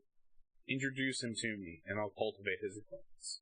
It is a fair, even-handed, noble adjustment of things, but while there is infection and disease and sorrow, there is nothing in the world so irresistibly contagious as laughter and good humor." And Scrooge's nephew laughed in this way, holding his sides, rolling his head, and twisting his face into the most extravagant contortions. Scrooge's niece, by marriage, laughed as heartily as he, and their assembled friends, being not a bit behind, roared out lessons. "He said Christmas was a humbug, as I live!" cried Scrooge's nephew, "and he believed it, too." "More shame for him, Fred," said Scrooge's niece, indignantly. Bless those women, they never do anything by halves, and they were all in earnest. She was very pretty, exceedingly pretty, with a dimpled, surprised-looking, capital face, a ripe little mouth that seemed made to be kissed, as no doubt it was. All kinds of good little dots about her chin that melted into one another and then when she laughed, and the sunniest pair of eyes you ever saw in a little creature's head. Together she was what you would have called provokingly, you know, but satisfactory too, perfectly satisfactory. "He is a comical old fellow," said Scrooge's nephew. "That's the truth. I am not so pleasant as he might be, and not so... It is the truth, and not so pleasant as he might be. However, his offenses carry their own punishment, and I have nothing to say against him." "Well, he's very rich, Fred," hinted Scrooge's niece. "At least you always tell me so." "What of it, my dear?" said Scrooge's nephew. "His wealth is of no use to him. He doesn't do any good with it. He doesn't make himself comfortable with it. He hasn't the satisfaction of thinking that he is ever going to do anything to benefit us with it." "I have no patience for him," observed Scrooge's niece. Scrooge's niece's sisters and all the other ladies expressed the same opinion. "Oh, I have," said Scrooge's nephew, "and I'm sorry for it. I couldn't be angry with him if I tried. Who suffers by his ill whims? Himself, always. Here he takes it into his head to dislike us, and he won't come and dine with us. And what is the consequence? He didn't lose much of it then." "Indeed, I think he loses a very good dinner," interrupted Scrooge's niece. Everybody else said the same, and they must be allowed to have been competent judges, because they had just had dinner, and, with the dessert upon the table, were clustered around the fire by lamplight. "Well, I'm glad to hear it," said Scrooge, "because I haven't great faith in these young housekeepers. What do you say, Topper?" Topper had clearly got his eye on one of Scrooge's niece's sisters, for he answered that a bachelor was a wretched outcast to whom had no right to express any opinion on the subject, whereat Scrooge's niece's sister, the plump one with the lace tucker, not one with the roses, blushed. "Do go on, Fred," Scrooge's niece said, clapping her hands. "If he never finishes what he begins to say. He is such a ridiculous fellow." Scrooge's nephew reveled in another laugh, and as it was impossible to keep the infection off, through the plump sister tried to do it with an aromatic vinegar, his example was unanimously followed. "I was only going to say," said Scrooge, "that the consequences of his disliking us, and not making merry with us, is, as I think, that he loses some pleasant moments, which could do him no harm. I'm sure he loses pleasanter companions than he can find in his own thoughts, either in his mouldy old office or his dusty chambers. I mean to give him the same chance every year, whether he likes it or not, for I pity him. He may rail against Christmas until he dies, but he can't help thinking better of it. I defy him.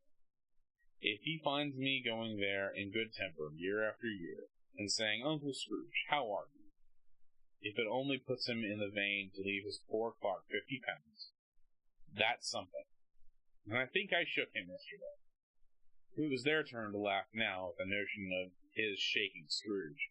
Being so thoroughly good-natured and not much caring what they laughed at, so that they laughed at any rate, he encouraged them in their merriment, and passed the bottle carelessly. After tea they had some music, for they were a musical family, and knew what they were about when they sung Glee or Catch, I can assure you, especially Topper, who would growl away in the bass like a good one, and never swell the large veins in his forehead, or get red in the face over it. Scrooge's niece played well upon the harp, and played among other tunes a simple little air, mere nothing, you might learn to whistle it in 2 minutes, which had been familiar to the child who fetched Scrooge from the boarding school, as he had been reminded of the ghost of Christmas past. When his strain of music sounded, all the things that ghosts had showed him came upon his mind. He softened more and more, and thought that if he could have listened to it often, years ago, he might have cultivated the kindness of life for his own happiness with his own hands, without restoring the sexton's spade that buried Chicken without resorting to the sexton's spade that buried Chicken. But they didn't devote the whole evening to music. After a while they played at forfeits, for it is good to be children sometimes, and never better than at Christmas, when its mighty founder was a child himself. Stop! There was first a game of blind man's bluff. Of course there was, and I no more believe Topper was really blind than I believe he had an eye in his boots. My opinion is that it was a done thing between him and Scrooge's nephew, and that the ghost of Christmas present knew it. The way he went after that plump sister and the lace tucker was an outrage on the credulity of human nature, knocking down the fire irons, tumbling over the chairs, bumping against the piano, smothering himself among the curtains. Wherever she went, he went. He always knew where the plump sister was. He wouldn't catch anyone else. If you had fallen up against him, as some of them did, on purpose, he would have made a feint of endeavoring to seize you, and then would have been an affront to your understanding, and would instantly have sidled off in the direction of the plump sister. She often cried out that it wasn't fair, but it really was not. But when at last he caught her, and in spite of all her silking wrestlings and her rapid flutterings past him, he got her to a corner whence there was no escape, then his conduct was the most excusable, for his pretending to not know her, his pretending that it was necessary to touch her headdress, and further assure himself of her identity by pressing a certain ring upon her finger and a certain chain around her neck, was vile and monstrous. No doubt she told him her opinions of it, when, another blind man being in office, they were so very confidential together behind the curtains. Scrooge's niece was not one of the blind men's party, but was made comfortable with a large chair and a footstool, in a snug corner, where the ghost and Scrooge were close behind her. But she joined in forfeits, and loved her love of admiration to the letters of the alphabet, likewise the game of how, when, and where. She was great, and to the great joy of Scrooge's nephew, beat her sister Polly. And they were sharp girls, too, as Topper would have told you. There might have been 20 people there, old and young, but they all played, and so did Scrooge, wholly forgetting the interest that he had in what was going on, that his voice had made no sound in their ears. He sometimes came out with his guesses quite loud, and very often guessed quite right, too. For the sharpest needle, Westchapel, warranted not a cut in the eye, or sharper than Scrooge, blunt as he took it on his head to be.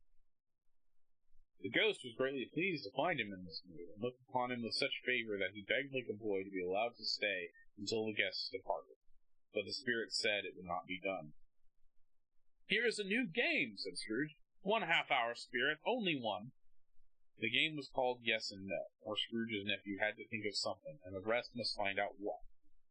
He only answered to the questions yes or no, as the case was.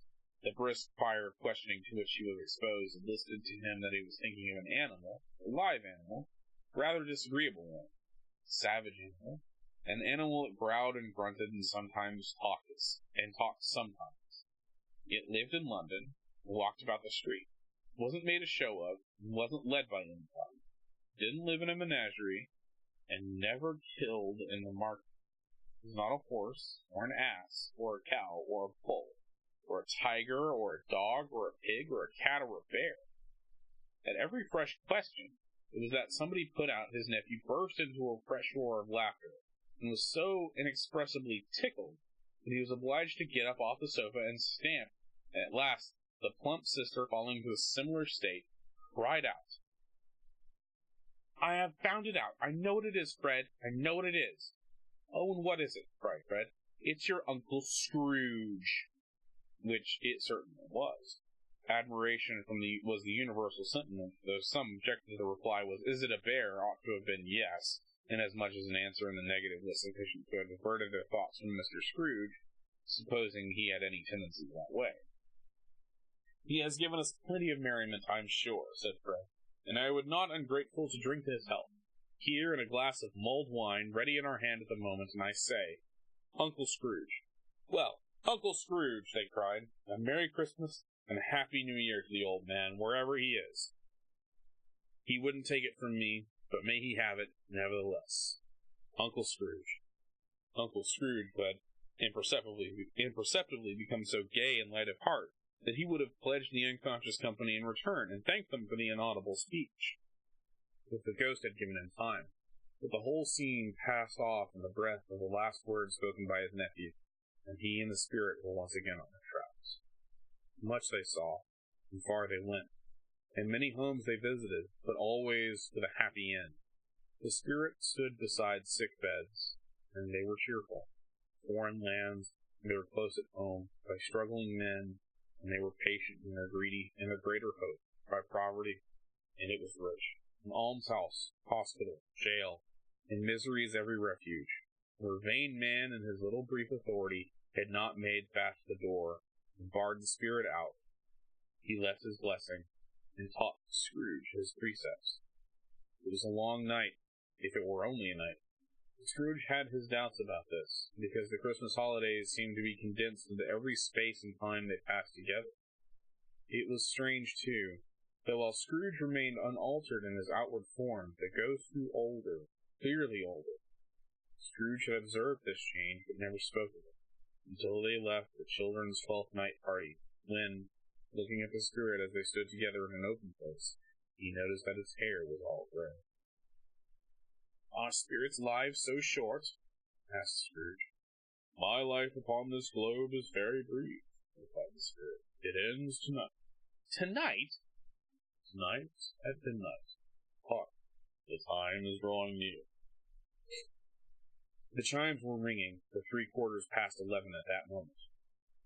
"Forgive me if I am not justified in what I ask," said Scrooge, looking intent at the spirit's robes, "but I see something strange, not belonging to yourself, protruding from your skirts. Is it a foot or a claw?" "It might be a claw, but there is flesh upon it," said the spirit's sorrowful reply. "Look here."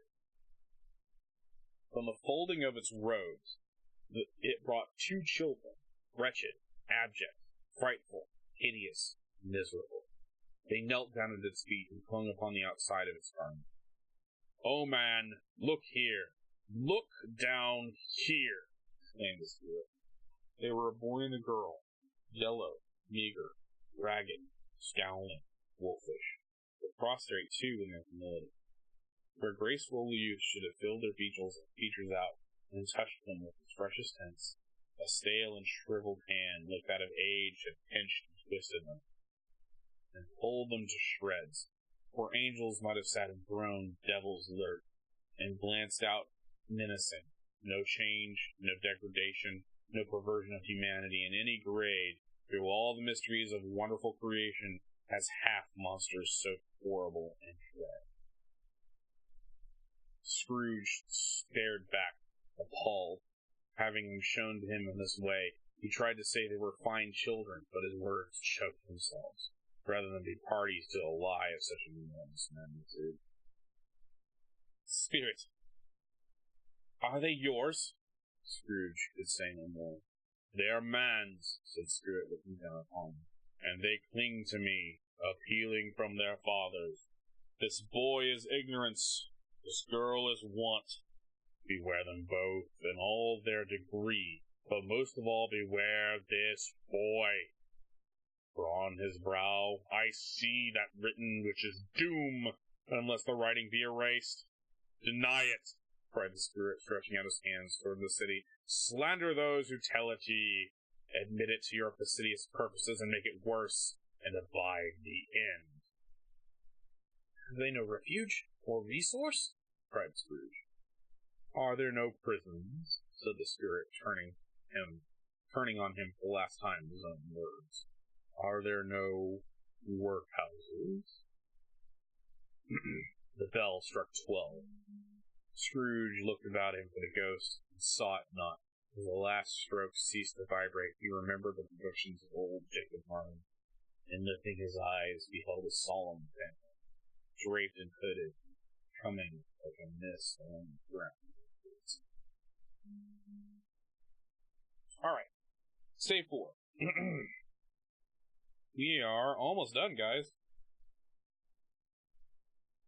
I'm going to... Give me 1 second here. We're going to do something here.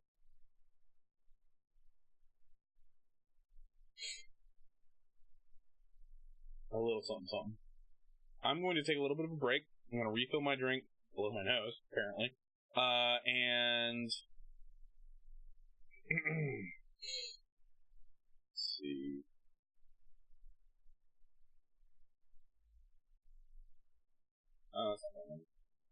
What we're going to do is we're going to go ahead and take a bit of a break. Let's say about... See, it's 10:57 now. We're going to take about a 5-minute break. I'm going to refill my drink, get everything going, like, cleared out here. And I'm going to come back and we're going to start on save 4. You guys just sit here. Feel free to write in the chat, ask me questions if you need to. If not, just sit back. I will be back in about 5 minutes.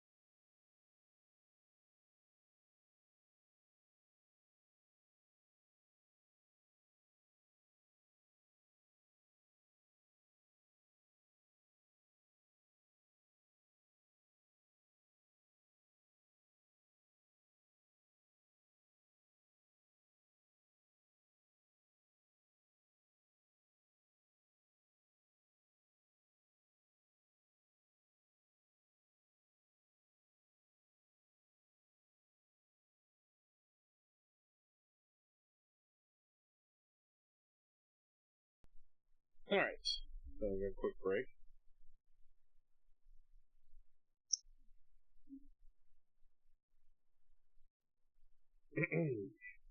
We are in the homeward stretch. We have one more spirit and then the afterwards.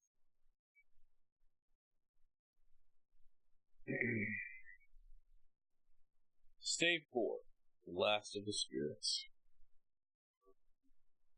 The phantom slowly, gravely, silently approached.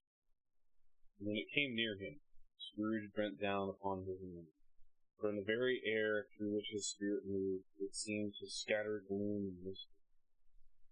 It was shrouded in a deep black garment, which concealed its head, face, form, and left nothing of it visible save for one outstretched. But for this, it would have been difficult to detach its figure from the night, and separate it from the darkness by which it was surrounded. He felt what it was called, and spake of pain and sight, and that its mysterious presence filled him with gloom and dread. He knew no more. The spirit neither spoke nor moved. Am I in the presence of the ghost of Christmas yet to come?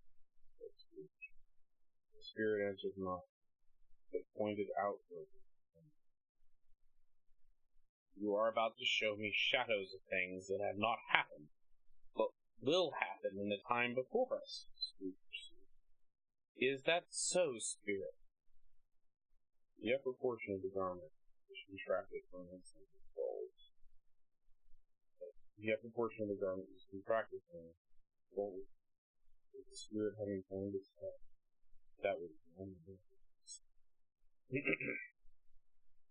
Although well used to his ghostly company by this time, Scrooge feared the silent shape so much that his legs trembled beneath him, and he found that he could hardly stand when he prepared to follow it. The spirit paused for a moment, as observing his condition, and giving time to recover. But Scrooge was all the worse for this.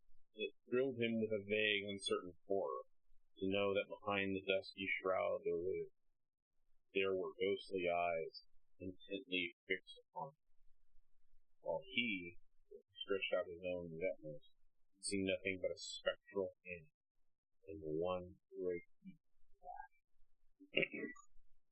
Ghost of the future, he exclaimed, I fear you more than any spectre I have seen. But as I know your purpose is to do me good, and I hope to live to be another man from what I was, I am prepared to bear you company, and do it with a thankful heart. Will you not speak to me? It gave him no reply. The hand was pointed straight before him. Lead on, said Scrooge. Lead on. The night is waning fast, and it is precious time to me. I know. Lead on, spirit. The phantom moved till it come towards him. Scrooge followed in the shadow of its dress, which bore him, he thought, and carried him along. They scarcely seemed to enter the city, for the city rather seemed to spring up around them, and encompass them of its own act. But there they were, in the heart of it, on 'change, amongst the merchants, who hurried up and down and chinked the money in their pockets, and conversed in groups which looked at their watches and trifled thoughtfully with the great gold seals, and forth as often as Scrooge had seen them. The spirit stooped beside one little knot of businessmen. Observing that the hand was pointed to him, Scrooge advanced to listen to their talk. No, said a great fat man with a monstrous chin. I don't know much about it. Either way, I only know he's dead. When did he die? Inquired another. Last night, I believe. Why, what was the matter with him? Asked a third, taking a quantity of snuff out of a very large snuff box. I thought he'd never die. Oh, God knows, said the first Leon. What has he done with all of his money? Asked a red-faced gentleman, pendulous excretions on the end of his nose that shook like the gills of a turkey cock. I haven't heard, said the man with the large chin, yawning thin. Left to his company, perhaps. He hasn't left it to me. That's all I know. This pleasantry was received with a general laugh. It's likely to be a very cheap funeral, said the same speaker. For upon my life, I don't know of anybody to go to it. Suppose we make up a party and volunteer. I don't mind going if a lunch is provided, observed the excrescence on his nose, but I must be fed if I make one. Another laugh. Well, I am the most disinterested among you after all, said the first speaker, for I never wear black gloves. I never eat lunch.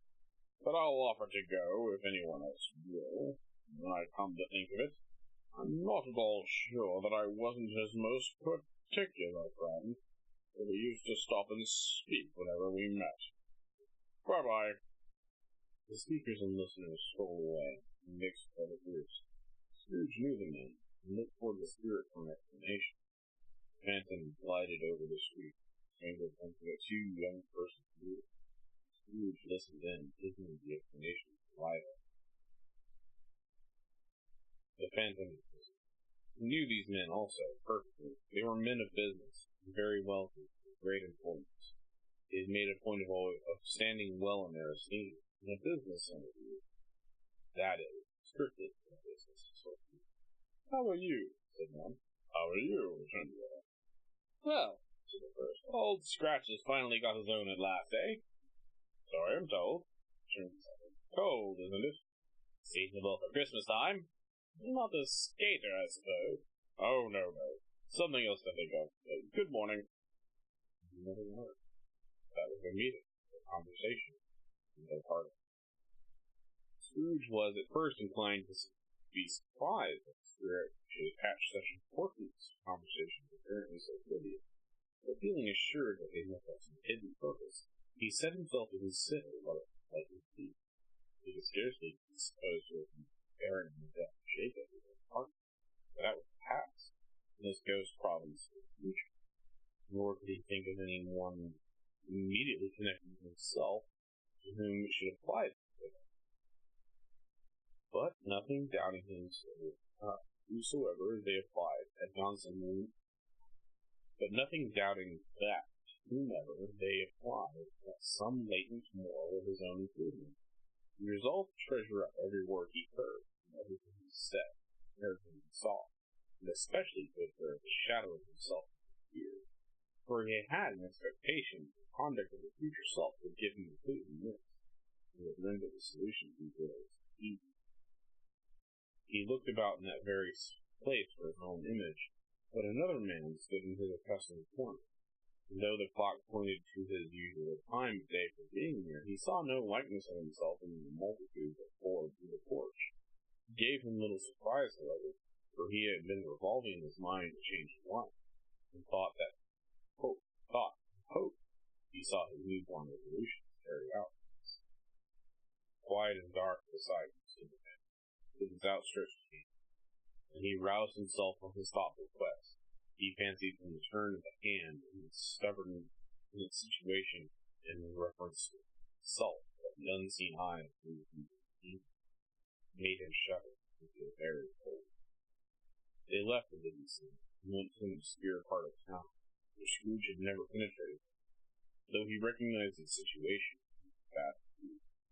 They were foul and narrow, the shops and houses wretched, the people half naked, drunken, slipshod, alleys and archways like so many cesspools, disgorged over orifices of smell and dirt, and life upon the straggling streets, and the whole quarter reeked of crime, filth, and misery. Far from his den of infamous resort, there was a low-bowed, beetling shop, below a penthouse roof, where iron, old rags, bones, bottles, and greasy offal rot. Upon the floor within were piled up heaps of rusty keys, nails, chains, hinges, files, scales, weights, and refuse iron of all kinds. Secrets that few would like to scrutinize were bred and hidden among unseen rags, masses of crushed fat sepulchres of bones.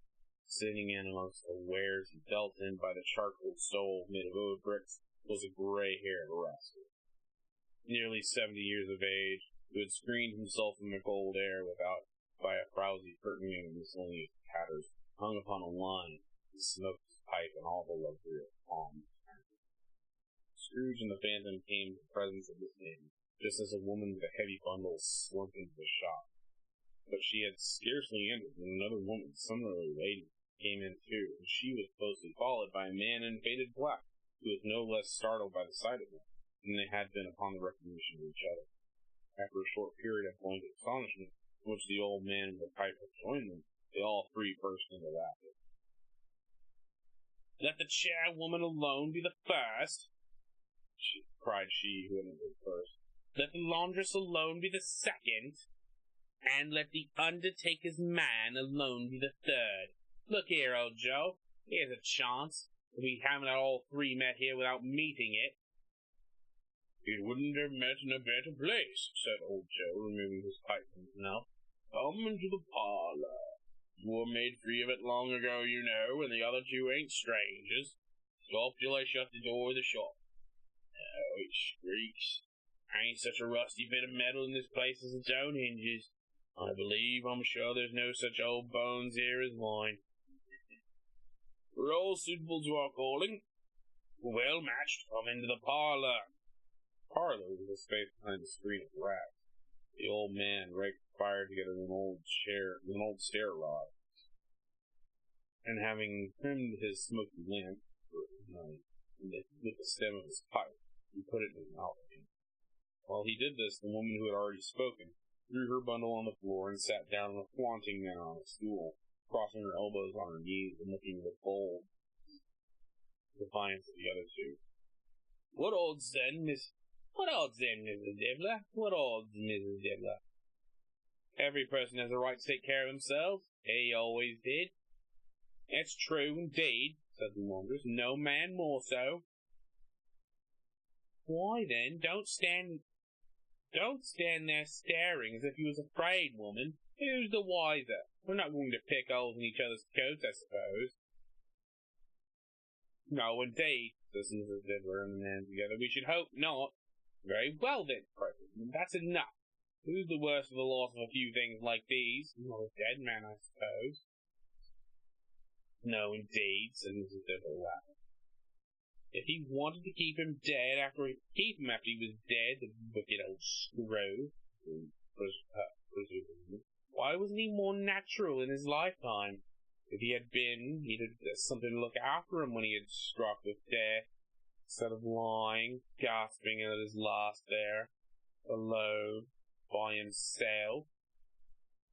"It's the truest word that ever spoke. It's a judgment on him." "I wish there were a little heavier judgment," replied the woman. "And it should have been. You may depend on that, if I could have laid my hands on anything else. Open that bundle, old Joe, and let me see to know the value of it. Speak out plain. I'm not afraid to be the first, or afraid of them to see it. You know pretty well that we're helping ourselves before we met here, I believe. No sin. Open the bundle, Joe." But the gallantry of her friends would not allow this, and the man in faded black, mounting the breech first, produced his bundle. It was not extensive, a seal or two, a pencil case, a pair of sleeve buttons, and a brooch of no great value, were all, and they were severely examined and appraised by old Joe, who chalked the sums of he disposed for each upon the wall, and added them up to the total, where he found there was nothing more to recognize. "That's your account," said Joe, "and I wouldn't give another sixpence if I was boiled for doing it. Who next?" Mrs. Dibbler was next. Sheets and towels, little wearing apparel, 2 old-fashioned silver teaspoons, a pair of sugar tongs, and deep boots. Her account was stated on the wall in the same manner. "They've always give too much to the ladies. The weakness of mine. That's the way I ruin myself," said old Joe. "That's your account. If you ask me for another penny, I'll be made an open question. I'd repent of being so liberal and knock off half a crown." "Now undo my bundle, Joe," said the first one. Joe went down on his knees for the greater convenience of opening it, and having unfastened a great many knots, dragged out a large and heavy roll of some dark stuff. "What do you call this?" "Bed curtains." "Ah," returned the woman, laughing and leaning forward on her closed arm. "Bed curtains! You don't mean to say you took them down, rings and all, with him just lying there?" said Joe. Yes, I do, said the woman. Why not? You were born to make your fortune, said Joe, and you'll certainly do it. I certainly can't hold my hand when I can get anything by reaching it out, for the sake of such a man as he was. I promise you, Joe, returned the woman coolly. Don't drop any oil upon his blankets now. Blankets? Asked Joe. Who else do you think? He ain't likely to take cold without 'em, I dare say. Hope he didn't die of anything catching, eh? Said Joe, stopping his work and looking up. Don't be afraid of that, returned the woman. I ain't so fond of his company that I'd lord you about him for such things if he did, eh? You may look at that shirt until your eyes ache, but you won't find a hole in it, nor a threadbare place. It's the best he had, and a fine one, too. They'd have wasted it if it hadn't been for me. What do you call wasting of it? Putting him in it to be buried in, for sure, cried the woman with a laugh. Somebody was fool enough to do it, but I took you off him again. If calico ain't good enough for such a purpose, it isn't good enough for any. It's quite as becoming to the body. He can't look any uglier than he did in that one. Scrooge listened to the dialogue in horror, as they sat grouped about their spoil with the scanty light afforded by the old moon. They viewed them with a disdain and disgust that would hardly have been greater, though they had been obscene demons marketing the corpse itself. Ha ha! Laughed the same woman with old Joe, producing a flannel bag with money in it, pulled out their several gains upon the ground.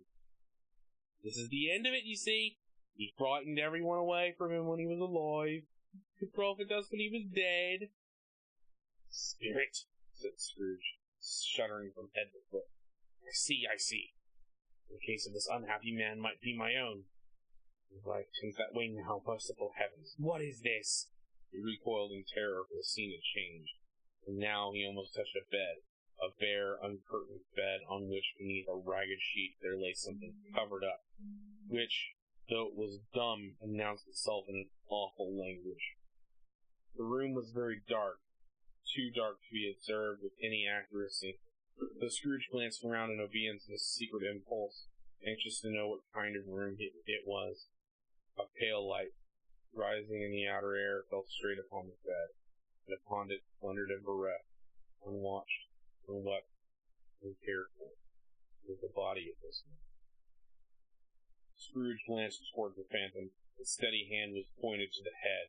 The cover was so carelessly adjusted that the slightest raising of it, the motion of a finger upon Scrooge's part, would have disclosed the face.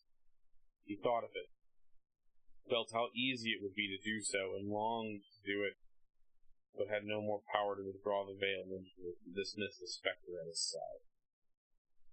O cold, cold, rigid, dreadful death, set up thine altar here, and dress it with such terrors as thou hast at thy command, for this is thy dominion.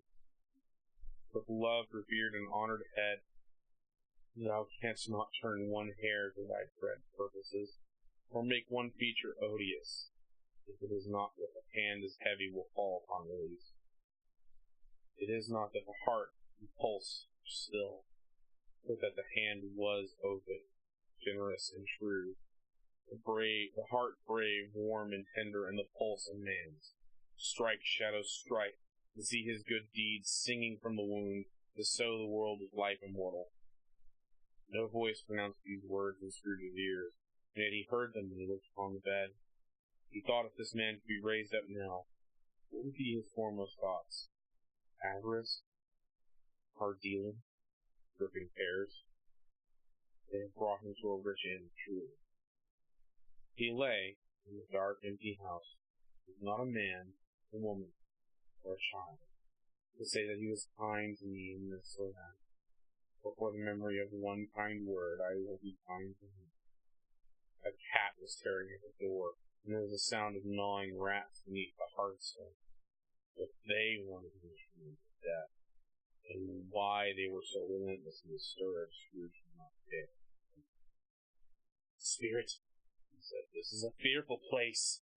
In leaving it, I shall not leave its lesson. Trust me, let us go. Still the spirit pointed the unmoving finger toward the head. I understand you, Scrooge returned. I would do it if I could, but I have not the power, Sam. I have not the power. Again, seems to look on. If there's any person in this town who feels emotion caused by this man's death, said Scrooge, quite agonized, show that person to me, spirit, I beseech you. She was the phantom spread its dark robe before him for a minute, like a wing, and withdrawing it, revealed a room by daylight, where a mother and her child. She was expecting something, with an anxious eagerness, for she walked up and down the room, staring at every sound, looked out the window, glanced at the clock, tried but in vain to work with her needle, and could hardly bear the voices that children of her.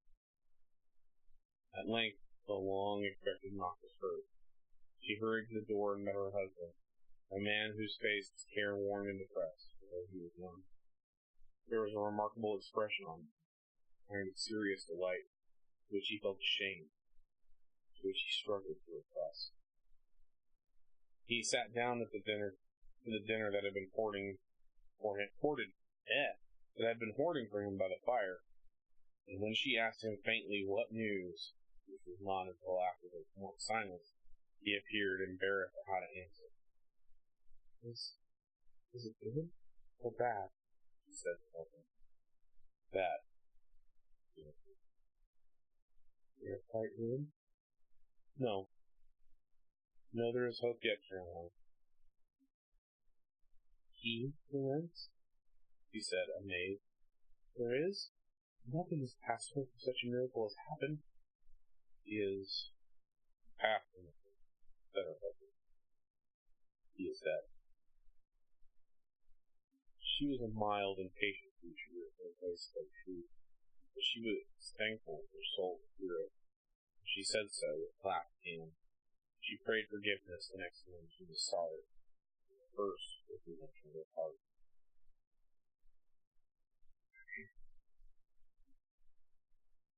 What the half-drunken woman whom I told you of last night said to me, I tried to see him and obtain a week's delay, and what I thought were a mere excuse to avoid me turned out to have been quite true. He was not only very ill, dying. When will I get transferred? I don't know.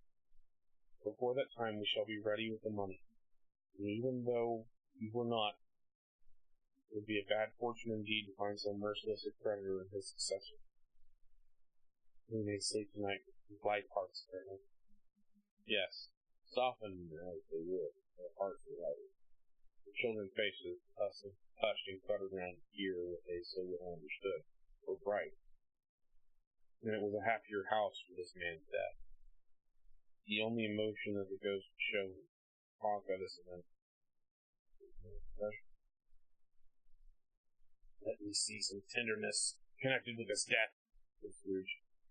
And that dark chamber spirit which we left just now will be forever present for thee.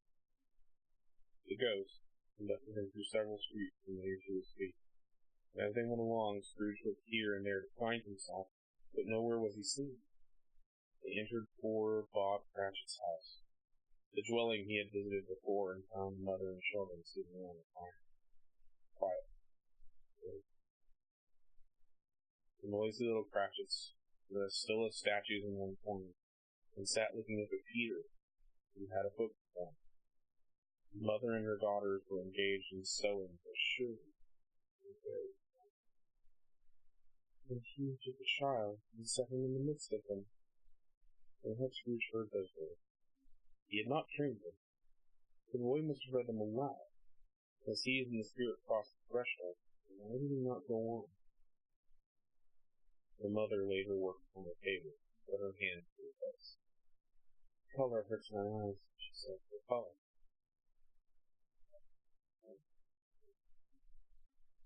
They're better now again, said Cratchit's wife.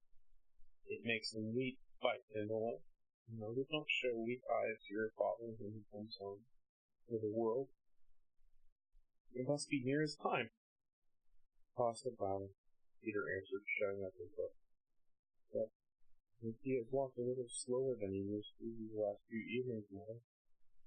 And they were very quiet. At last she said, in a steady, cheerful voice, and in a faltered voice, I have known him to walk with Tiny Tim upon his shoulder. Very fast indeed. So have I, cried Peter, often. So have I, exclaimed another, for they all have. He was very young, she resumed intent upon her work. His father loved him so. But it was no trouble. And there is your father at the door. She hurried out to meet him, and little Bob, in his comforter, had need of it, came in. Steve was ready for them on the hob. They all tried who should help him get to it most.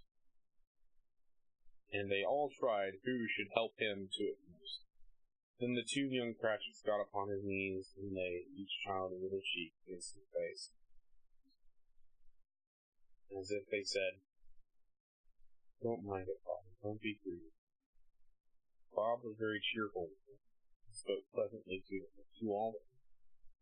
He looked upon the work on the table and praised the industry and speed of Mrs. Cratchit and the girls. They would be done long before Sunday, he said. Sunday? You went to bathe then, Bobby? After. Yes, my dear. I wish you could have gone. It would have done you good to see how green the place is. But you'll see it often. I promised him that I would walk there on Sunday. He broke down at once. He couldn't help it. If he could have helped it, he and his children would have been farther apart after their mother. He left the room and went upstairs to the room above, which was lighted cheerfully and hung with Christmas. There was a chair set close beside the child. There were signs of someone having been lately. Poor Bob sat down there. He thought a little and composed himself. He kissed his face. He was reconciled to what had happened, and went down to it, quite happy. They drew about the fire and talked. The girls and mother working still. Bob told them of the extraordinary kindness of Mr. Scrooge's nephew, whom he had scarcely seen but once, and who, meeting him in the street that day, had seen that he looked just a little down, said Bob. Inquired what had happened to distress him. On which, said Bob, he is the pleasantest spoken gentleman you have ever heard. I told him, I am heartily sorry for you, Mr. Cratchit, he said. I am heartily sorry to your good wife. By the by, how he ever knew that, I don't know. And what, my dear? That you were a good wife, cried Bob. Everybody knows that, said Peter. Well observed, my boy. What they do? Ah, my son, you're a good wife. If I can be of any service to you in any way, he said, giving me his card.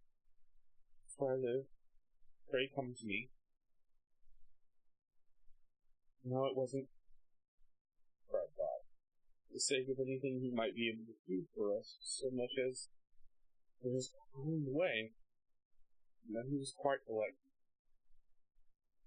It really seemed as if he had known our little tiny thing and felt with us. I'm sure he has a good soul. You would be sure of him, dear, if you spoke and saw him. You shouldn't be all that surprised, Mark, I say, if you got Peter a better situation. Only hear that, Peter? Said Mrs. Cratchit. And then, cried one of the girls, Peter will be keeping company with someone and setting up for himself.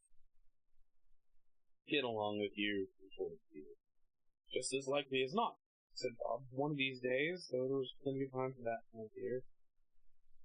But however, and whenever we part from one another, I'm sure we shall none of us forget poor Tiny Tim, shall we?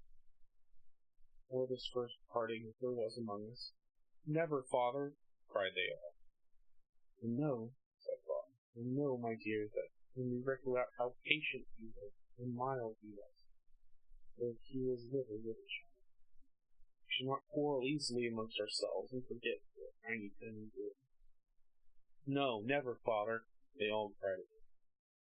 I'm very happy, said little Bob. I am very happy. Mrs. Cratchit kissed him, his daughter kissed him, the two young Cratchit kissed him, and Peter himself shook hands. The spirit of Tiny Tim, by a childish essence from God. Spectre, something informs me that our parting moment is at hand. I know it. I know not how. Tell me, what man whom we saw lying dead? The ghost of Christmas yet to come conveyed him as before, and though a different time, he thought, indeed, there seemed no order in these later visions, save that they were in the future, into the resorts of business men, but showed him not himself. The spirit did not stay for anything, but went straight on, as to the ends just now desired, until besought by Scrooge to tarry for a moment.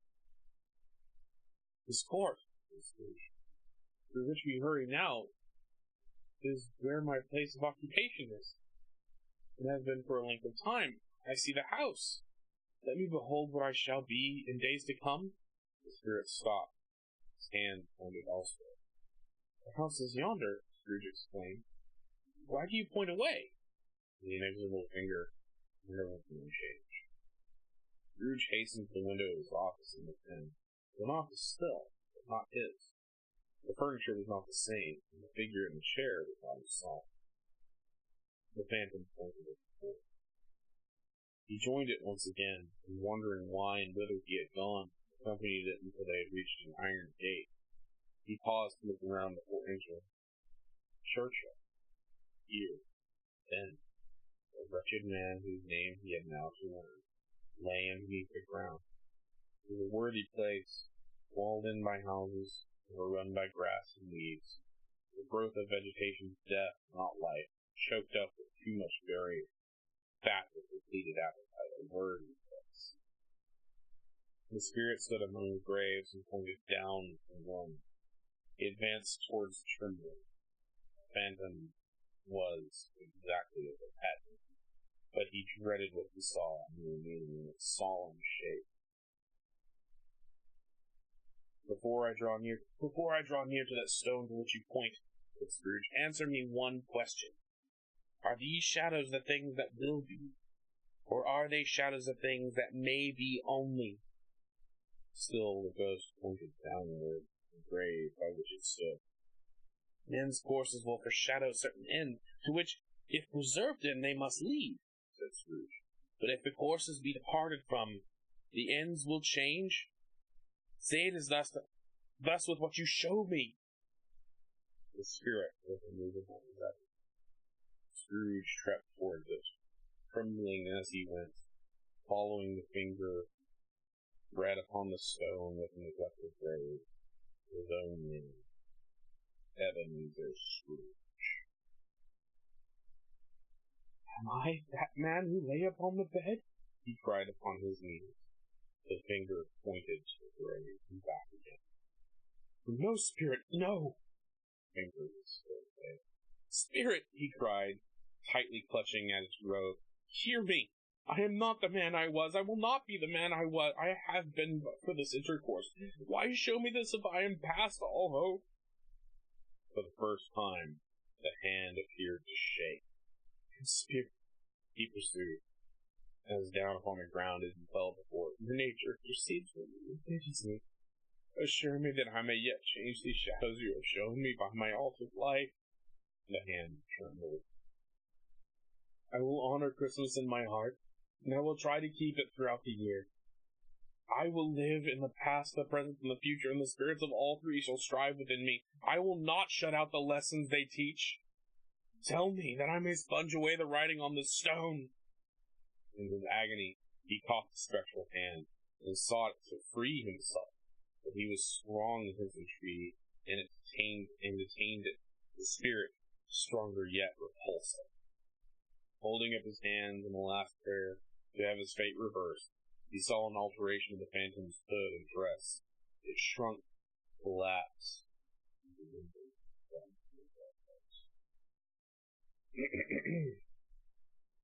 Save 5. The end of it. Denouement. Yes, and the bedpost was his own. The bed was his own, the room was his own. Best and happiest of all, the time before him was his own, to make amends in. I will live in the past, the present, and the future, Scrooge repeated as he scrambled out of bed. The spirit of all three shall strive within me. Jacob Marley, heaven and Christmas time be praised for this. I say it on my knees, old Jacob, on my knees. He was so fluttered and so glowing with his good intentions that his broken voice would scarcely answer his call. He had been sobbing violently in his conflict with the spirit, and his face was wet with tears. They are not torn down, cried Scrooge, holding one of his bed curtains in his arms. They are not torn down, rings and all. They are here. I am here. The shadows of the things that would have been dispelled. They will. I know they will. His hands were busy with his garments all this time, turning them inside out, pulling them on and upside down, tearing them, mislaying them, making them parties to every kind of extravagance. I don't know what to do, cried Scrooge, laughing and crying in the same breath, making a perfect lagoon out of himself with stockings. I am as light as a feather. I'm as happy as an angel and merry as a schoolboy. I'm as giddy as a drunken man. Merry Christmas to everybody. A Happy New Year to the world. He had frisked into the sitting room and was now standing there, perfectly winded. There's the saucepan with the gruel in it, cried Scrooge, starting off again and going around the fireplace. There's the door by which Jacob Marley entered. There's the corner where the ghost of Christmas present sat. There's the window where I saw the wandering spirits. It's all right. It's all true. It all happened.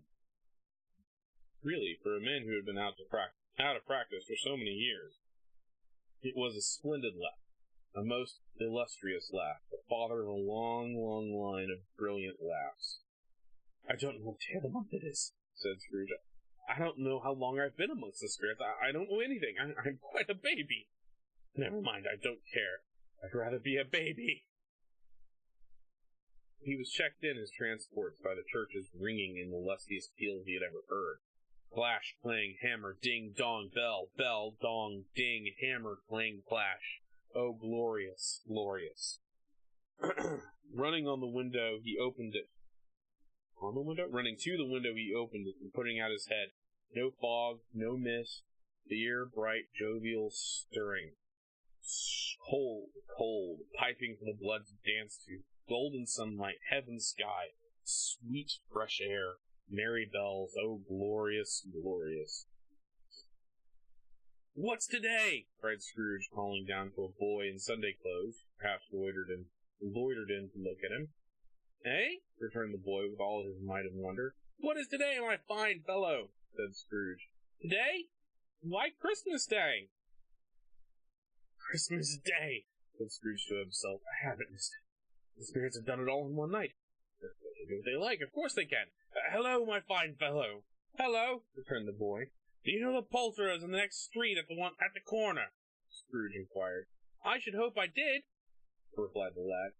Intelligent boy, remarkable boy. Do you know whether they've sold the prize turkey that was hanging up in there?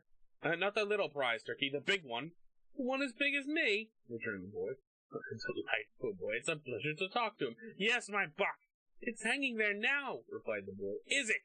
Said Scrooge. Go and buy it. Walker! Exclaimed the boy. No. I am in earnest. Go and buy it. Tell them to bring it here, and I may give them the direction of where to take it. Come back with the man, and I'll give you a shilling. Come back with him in less than 5 minutes, and I'll give you half a crown. The boy was off like a shot. He must have a steady hand at the trigger who could have shot off half so fast. Silly love credits, whispered Scrooge, rubbing his hands and splitting with a laugh. You shan't know who sings it. It's twice the size of a tiny pin. Joe Miller never made such a joke as sending it to Bobblebee. The hand in which he wrote the address was not a steady one, but write it he did, somehow, and went downstairs to open the street door, ready for the coming of the poulterer's man. As he stood there waiting his arrival, the knocker caught his eye. I shall love it as long as I live, cried Scrooge, patting it with his hand. I scarcely ever looked at it before. What an honest expression it has on his face. It's a wonderful knocker. Oh, here's the turkey. How are you? Merry Christmas. It was a turkey. He never could have stood upon his leg, that bird. He would have snapped them off short in a minute, like sticks of ceiling. Why, it isn't possible for you to carry that down to Camden Town, said Scrooge. You must have a cab. The chuckle with which he said this, and the chuckle with which he paid for the turkey, and the chuckle with which he paid for the cab, and the chuckle with which he recompensated the boy, were only exceeded by the chuckle with which he sat down breathlessly in his chair again, and chuckled until he cried. Shaving was not an easy task, for his hand continued to shake very much, and shaving requires attention, even when you don't dance while you're at it. But if he had cut the end off his nose, he would have put a piece of sticking plaster over it and been quite satisfied. He dressed himself, all in his best, and got out onto the street. The people were by this time pouring forth, as he had seen them with the ghost of Christmas present, and walking with his hands behind them, Scrooge regarded every one with a delightful smile. He looked so irresistibly pleasant and warm, and 3 or 4 good-humored fellows said, "Good morning, sir, and Merry Christmas to you." And Scrooge said often afterward that all of the blithe sounds he had ever heard, those were the blithest to his ear. He had not gone far, and when coming towards him, he beheld the portly gentleman, who had walked out into his counting-house the day before, and said, "Scrooge and Marley, I believe." He sent a pang across his heart to think how this old gentleman would look upon him when they met, but he knew what path lay straight before him, and he took it. "Dear sir," said Scrooge, quickening his pace and taking the old gentleman by both of his hands, "how do you do? Hope you succeeded yesterday. It's very kind of you. A Merry Christmas to you, sir." "Mr. Scrooge?" "Yes," said Scrooge, "that is my name, and I fear it may not be pleasant to you. Allow me to beg your pardon, and you have the goodness." Here Scrooge whispered in his ear. "Lord bless me," said the gentleman, as if his breath were taken away. "My dear Mr. Scrooge, are you serious?" "If you please," said Scrooge. "Not a farthing less. Farthing less. A great many back payments are included in it, I assure you. Will you do me that favor?"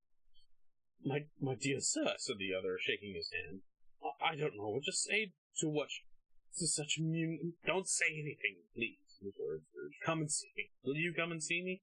"I will," cried the old gentleman, and he was clear that he meant to. "Thank ye," said Scrooge. "Much obliged to you. Thank ye 50 times. Bless you."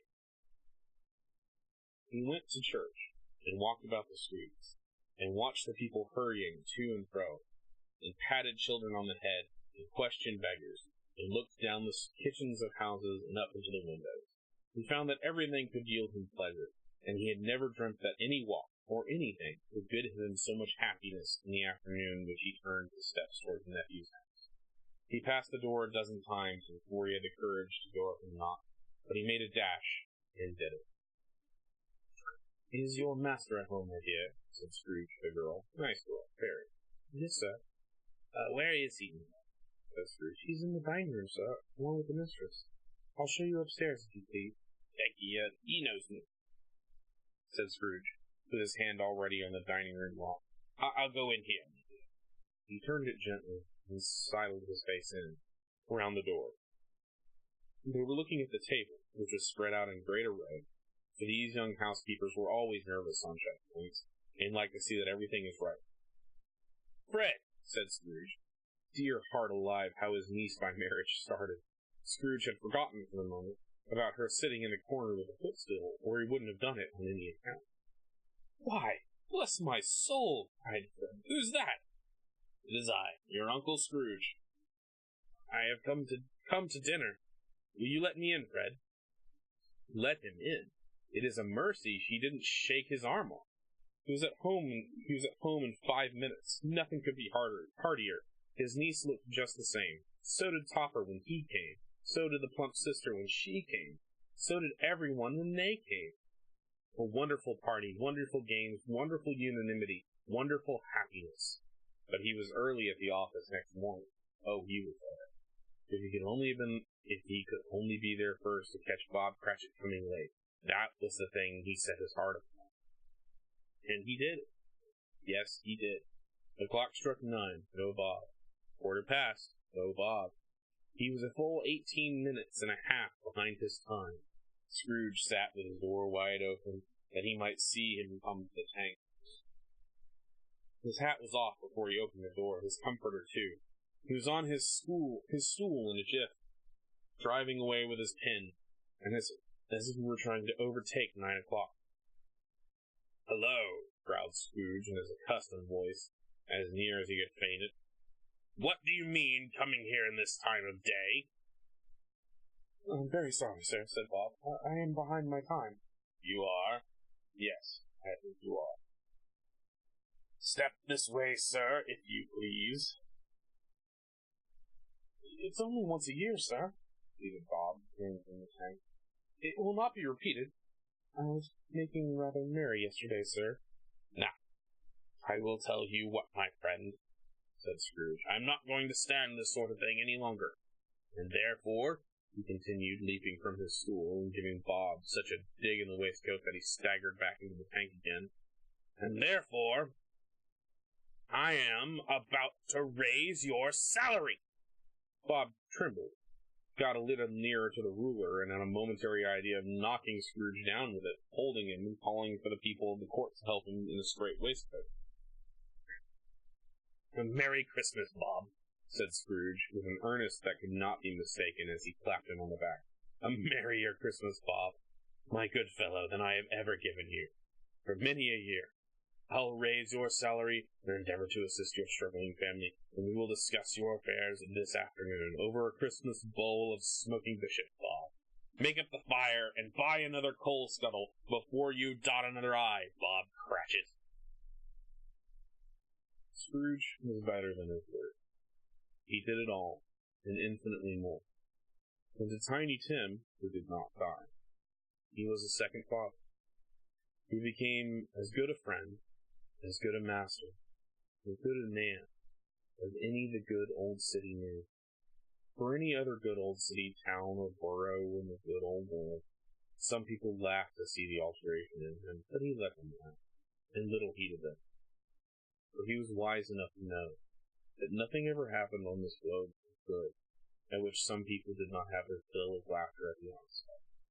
And knowing that such as these would be blind anyway, he thought it quite well that they should wrinkle up their eyes and grin, and have the malady even less attractive.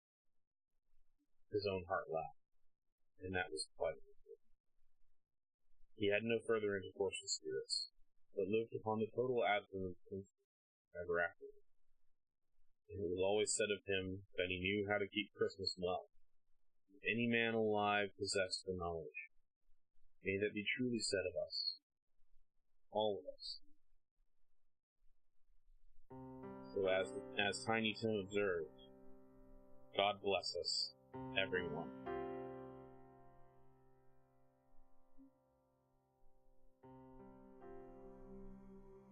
And that was A Christmas Carol by Charles Dickens.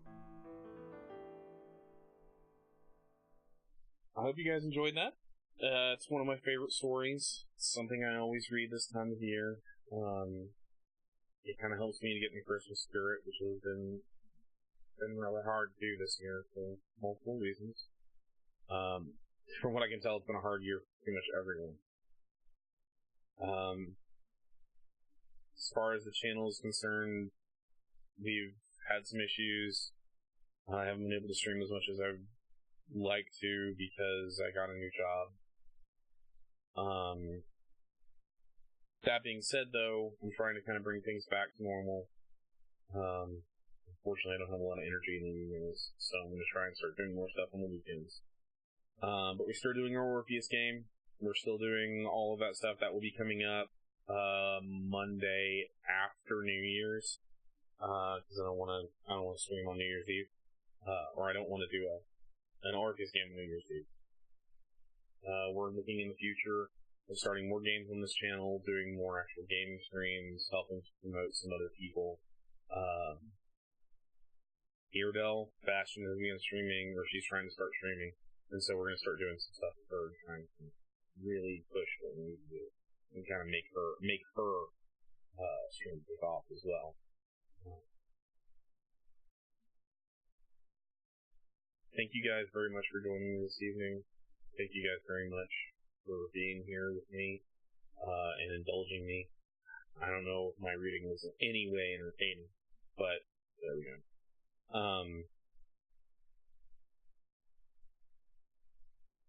Honestly, where we're going with the future of the channel, I don't know, but it's not going away anytime soon. I hope you all have a very Merry Christmas, Happy New Year. I will probably be in for some streaming in the new year. I do not know when, though. Let's see, who else is streaming right now? I think we're going to throw a host out here. Let's see. Looks like let's throw another host to Alien Bow here. We're gonna throw him just a short post. Wish him a Merry Christmas. I hope you guys enjoyed tonight. I hope you guys have a very, very happy holiday, a very safe holiday, and I hope to see you all very soon.